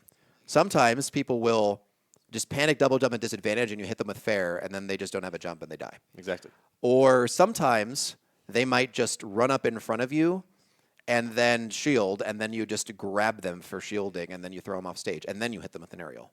Or you just start dash grabbing people because everyone shields way too much at kill percent. You don't need to side B bear people. You don't need to down air. You don't need to hit like a landing up air into something. And you don't need to hit like a fancy platform tech chase. Is that stuff good for getting low percent combos? Like, yes. But what happens is when you're at kill percent, I can tell that the gears are turning, but not in the right way. The gears are turning in that you're thinking, how am I going to kill this guy? Right? Like, how am I going to kill this player? And that is not going to work. Because what you need to do in order to actually win sets against players is realize what they do in high percent situations to get away from you, and then punish the thing that they do that they're trying to do to get away from you. And Falco can do that pretty well. Yep, he can use the side B to whiff punish. You don't have to initiate with the side B to kill people. Yeah. If anything, you can make it as simple as like running up and either up tilting or grabbing. Like you can just force a situation that's like that because. Just a 50-50 of like a dash up tilt or grab, yeah. Yeah, and the only way they can like do anything about it is if they get away from you. And then if they were like in the corner hypothetically, they can't get away from you. They got to deal with either the up tilt or the grab, or unless they have some random option like roll in or something like that. But that doesn't really matter. No. But like you can simplify it a lot as Falco. And another one, I mean, sure he knows about this. You He kind of knows lose the shields too. That's when you can like start grabbing them too. Here's like, what you up do. throw, up throw up, or up throw bear. you just do the 50-50. If they're at full shield, you do the 50-50 of dash up with like an up tilt to catch any defensive option, or dash up with a dash grab to catch the hold shield. Or you do the thing in which you shield poke. Well, you don't shield poke first. You just shield pressure with like fair. And then once their shield is down like 30%, then what you can do is you reverse up tilt in that second hit, shield pokes them. Yeah. Or you and can then, just fair. then it's Or not an even air. then it's not even a 50-50. Then it's like much higher. Then it's like a 70-30. And so then you have created a position to just get your bread and butter kill confirms, and you're not needing to overthink what you're doing. Exactly. So I feel like if you're losing to shields, then you're not playing Falco, right? you just need to do 50-50s more. Yeah, because Falco can just spam that over and over again. So playing against Falco sucks. Yep. Because He's a good character. You have to play against this really stupid kill options, or like they're not even kill options; they're just kill setups. He's so good because all of these safe-ish moves all combo into kills that go from like 70 plus, just because he's Falco. I guess they just felt like giving it to him. And that's the trap you're falling into, because you're thinking of how all of these combos can work if theoretically you land the starter. Yeah. But don't think of it as starter. Think of it as ways to force your opponent to make a mistake, and then you kill them. Because I don't think you really punish people's mistakes. You try to just use the knowledge you have of the character to brute force people down, and that's not going to get you far enough. Yeah, and So. that's like the kind way of saying that like you're mashing. Yeah, it's another type of You're- mashing. It's another type of mashing. You're just running in, hoping your stuff works when you're not even paying attention to how the opponent's playing. I feel like if you just took that step back and just like saw what they were doing about your kill options, saw what they were doing about what you're doing in general, and then it would make it a lot easier for you to snag these kills. Okay, that's actually a really good comment to me. We got to talk about these player tags: Yabo, DeKirby, the Falco, Red Ryu, the PT player, Pack Smash, the Pit player. Yeah. We need to have a discussion about these tags. I asked one time. I asked Pack Smash, like I've asked him this like 6 times. Like, where does your tag come from? He's like, oh no, I just like how it sounds. Like, there's No way, bro. There's no meaning What? behind So it. he has no connection to Pac-Man or Nope, Tupac no or connection. anything? He just likes how it sounds. Okay. Okay. I mean, even a Pac-Man has his like profile picture, right?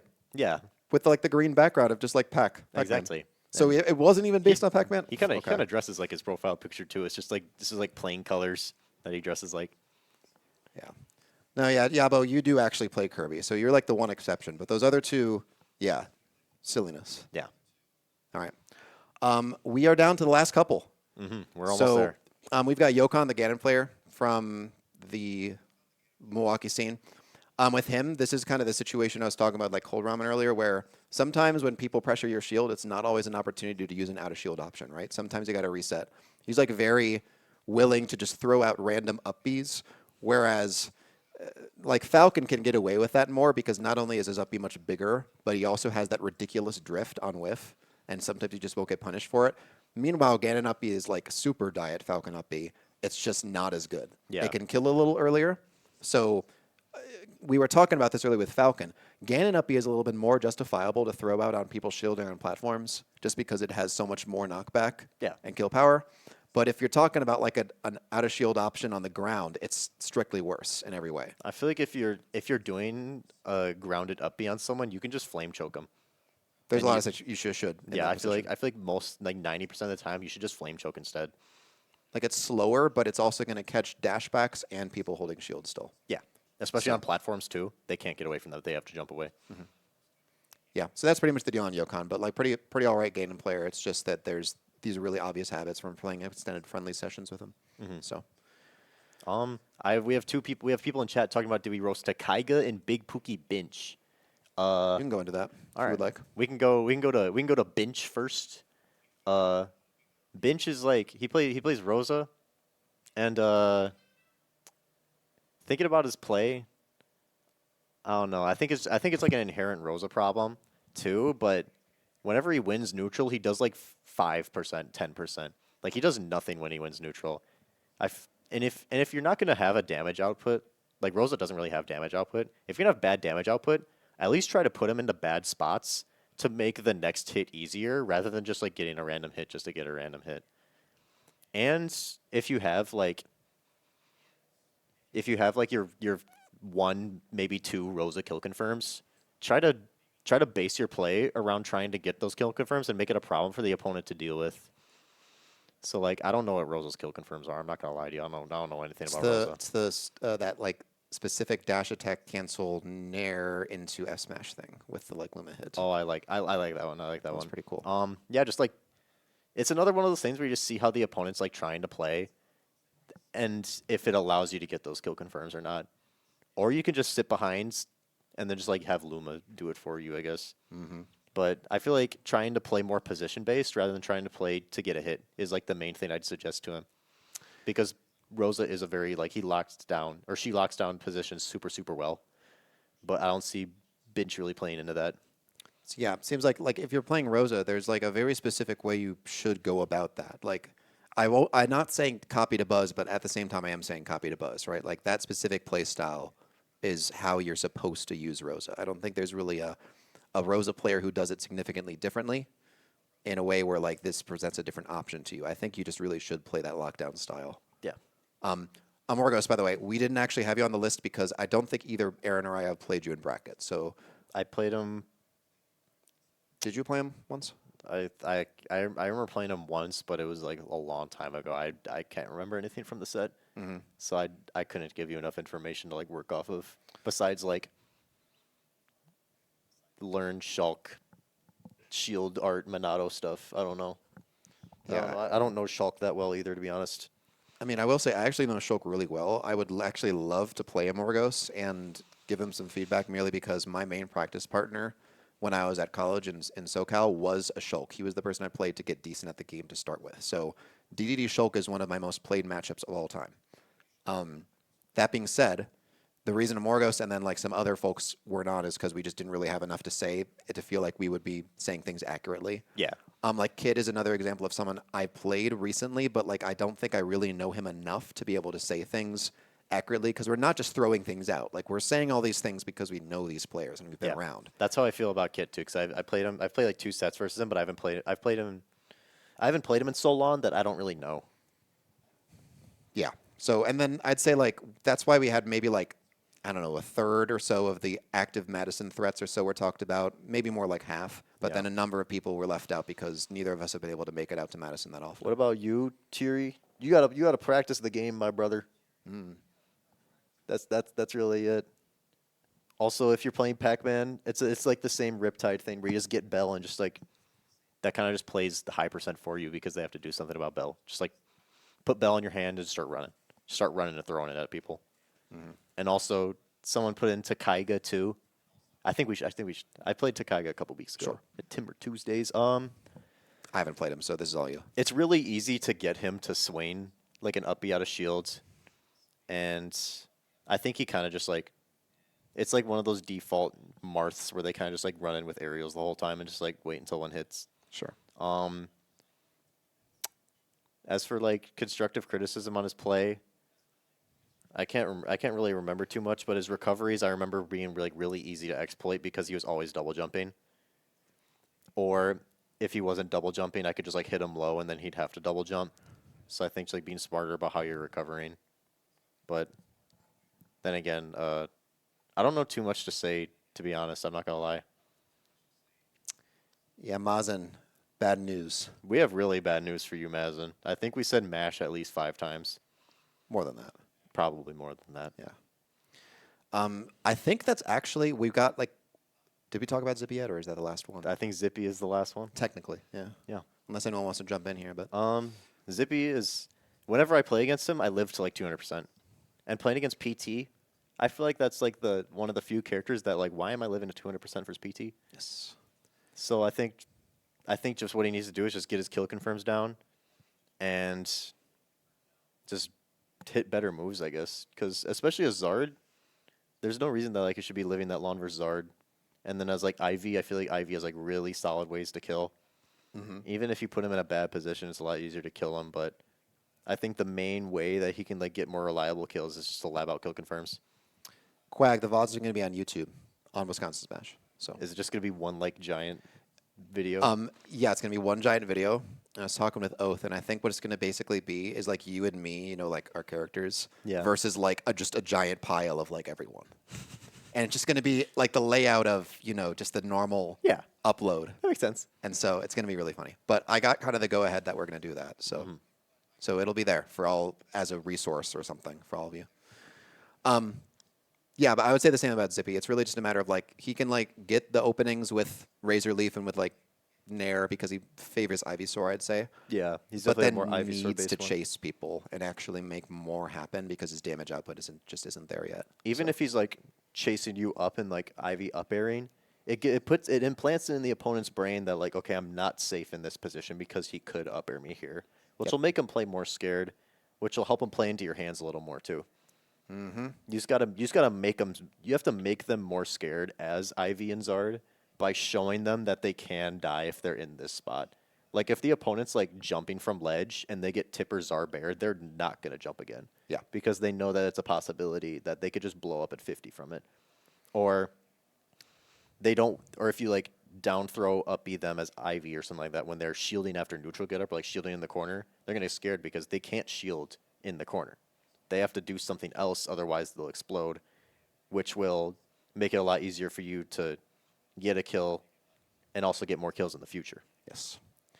Yeah, PT should just carry that stuff more because their neutral isn't as good and their disadvantage isn't as good as a lot of other characters in that area, and so they have to be more explosive when they actually do make things happen. You have to really abuse the fact that you have to really abuse your damage output because your neutral and your disadvantage Are suck. pretty bad. Yeah, pretty bad. Like that's what balances you out as like a character. And also, and since killing is your problem as a player, then it's like it's kind of counterintuitive To play PT even. Yeah. But ooh, you guys should give each other advice to end the episode. That's a good point. To be honest, when I play versus Teddy, it's more so like I'm just abusing DDD's weaknesses the entire time. Oh. And that's it because I just abuse the fact that he plays a low tier. Sometimes I feel like I'm genuinely getting outplayed by you and that you're genuinely like doing better than me, but I'm just abusing the fact that the matchup is so bad and that you play a low tier and I play a top tier that it doesn't even matter. Well, that'd be ashamed about there because we picked the characters we did, and I wouldn't have kept playing who I do if I didn't like know what the deal I am. Like Yeah. that, like I've Also, I've made my bed and I'll lie in it basically. You signed the contract I that did you're sign the that contract. you're gonna find people that will just play the matchup and will play the matchup. Yes. Only.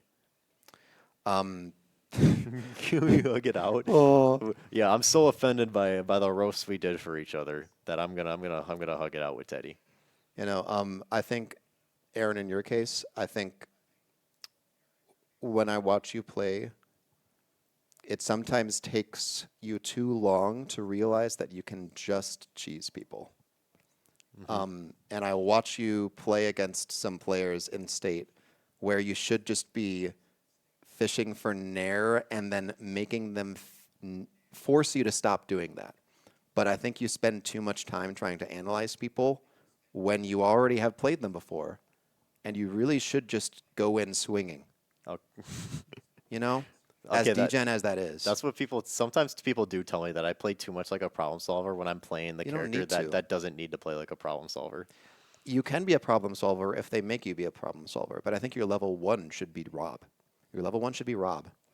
And then you've got all the problem solving fundies that you clearly do. No one's going to doubt you there. Maybe okay. What someone did tell me is that my level 1 is so horrible, but it's offset by the fact that I have a really good level 2 and 3. That it's just like that it feels like someone tells me that I'm playing level 2 with them without even playing level 1, just because my gameplay just revolves around me adapting to them. Yeah, that's why we've had like 2-3 Game 5 sets before where I've won the first 2. Because your level 1 is very beatable.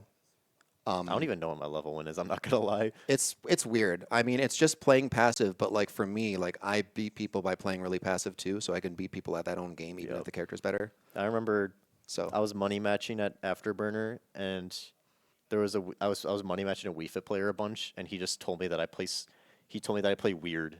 That was what he said. He said to play weird, and I think that's probably why. What's up, Sal? What's up, Sal? You missed it, but you can rewind if you want.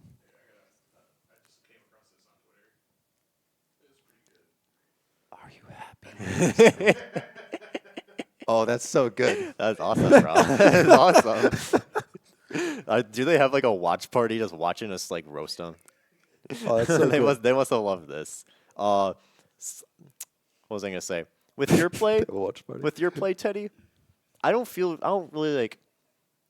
I just compare you to Kilo whenever I talk about you because Kilo's like he's played hundreds of sets versus like in the hundreds versus Cobalt. Yes. And so he knows Rob DDD like the back of his hand. Yes, he And knows him- Rob DD better than me. That's Yeah. okay. He's played And- Cobalt 100 times. And to be honest, he forces mini games on me that make me play around them, even if they're not really that good. Like he'll jump inhale at me just to put it in my brain that like, okay, I have to play around this.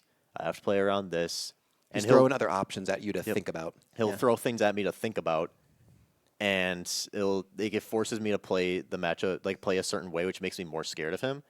With you, I feel like I don't get that many mini games thrown at me besides like the default DDD ones, so it's a lot easier to play around. I can just do the default DDD counter play, and it's like it just works. Yeah, But you can out character me sometimes. Yeah. and I'm sometimes left thinking like, well, what do I try now?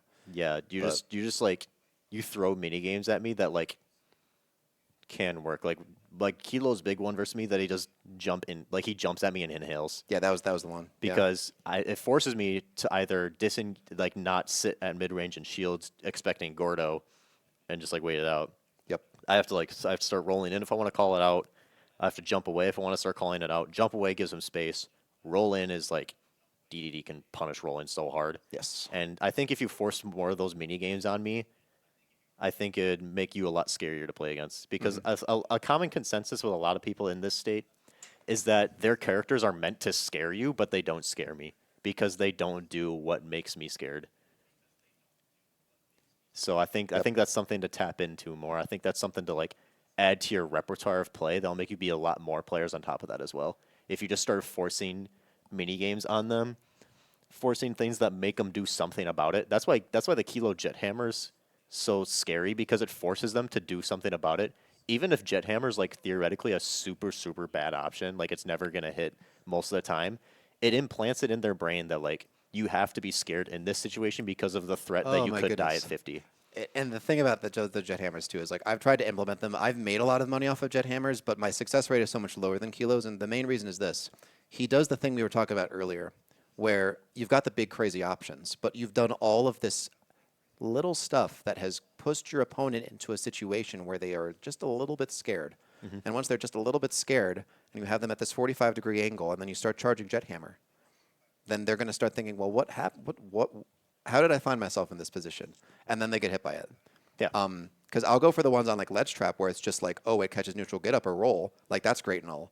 But the ones that Kilo hits are just those ones where they're up in the air and he just starts charging it, and it just works. But there's a lot of like extra stuff that goes into that, and it is actually really fun because like I'm an alright DDD player, but it just so happens that we have the best one in the States, like literally an hour and a half away from me. That's kind of fun. we have all the DDDs like central around this little area. Yeah, and so we've kind of built each other up and we talked a lot about stuff. So it's kind of cool to get his feedback on things and vice versa. Yeah. So, Soul Comet, who's that? Yeah, rating with the party of 10 as we're about to finish. We appreciate that. Yeah. Any other questions for us before we're done here? Because Yeah. I 'Cause think we've that's- been at it for, I don't know, 3 hours. What does the stream time say, Josh?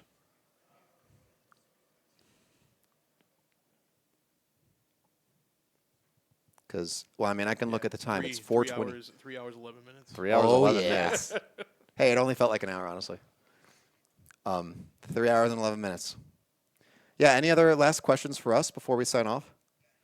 Make a tweet of the top 5 most liked, most hated players. Oh, to didn't we play already do against. this like 3 months ago? I don't think I did. He said, "Can we all Can we all? like Twitch chat and us, or should it just be us?" I don't know. I feel like I'd have to overthink that one. I can underthink one. I can underthink one. Let me think real quick. Who do I like playing against? Okay, who do I not like playing against? Let's start with that one. Let's start with that one. That's a lot easier. See, this is going to take too much. I don't like playing against. I don't like playing against Kaden. I don't like playing against Skyward Hero. I don't like playing against Mazen. I don't like playing against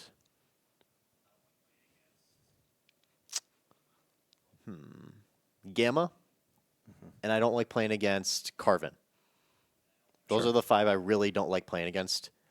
Honorable mentions go to any player. Wait, no. You got to put Vencho. Vencho is in the top 5 somewhere. gonna say that's he's the number in one. the top 5 somewhere, without a doubt. I give honorable mentions to anyone that plays Kazuya. For who I do like playing against, I'm literally looking at the PR list. That'll help a little bit, I think. that would help actually. Okay. I like playing against CRB. I like playing against Erictho. I like playing against CHICO.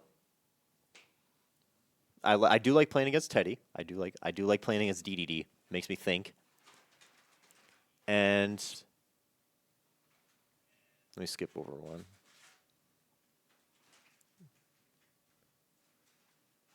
That's the next set. Um, Do you like or do you dislike playing against BABOONGA? I hate it. Okay. I mean, in the most respectful way I can say this, I steamroll him like really bad, but I don't feel good doing it in the process. Yeah, that's basic. Related to what we were talking about. I also earlier. like playing against Fatalis in bracket. But in friendlies, it's the most painful thing ever. But in bracket, I like playing against him. I just like playing against players that are like visibly out, like adapting to me, and I'm adapting to them. And the players I don't like playing against are the players that either don't adapt but do their same stupid level 1 game plan, or the people that play DLC 2. That is my list, Derek. That is my list. It's a good list. So if I'm looking at the top, okay, so I love playing EXO because it's just really funny. That's one. The feeling is not mutual. I will not take that personally, Sal. It's Rob Hero. That's understandable. I really like playing against. And honestly, it's hard to say. Do I like playing against Galleon? I don't know. I don't. I don't think I love playing against him, but I know how to play against him, and I have a chance against him. I don't know. It's one of those things where but he's not like up on the top 5. Really like playing against Stiggy. I really like playing against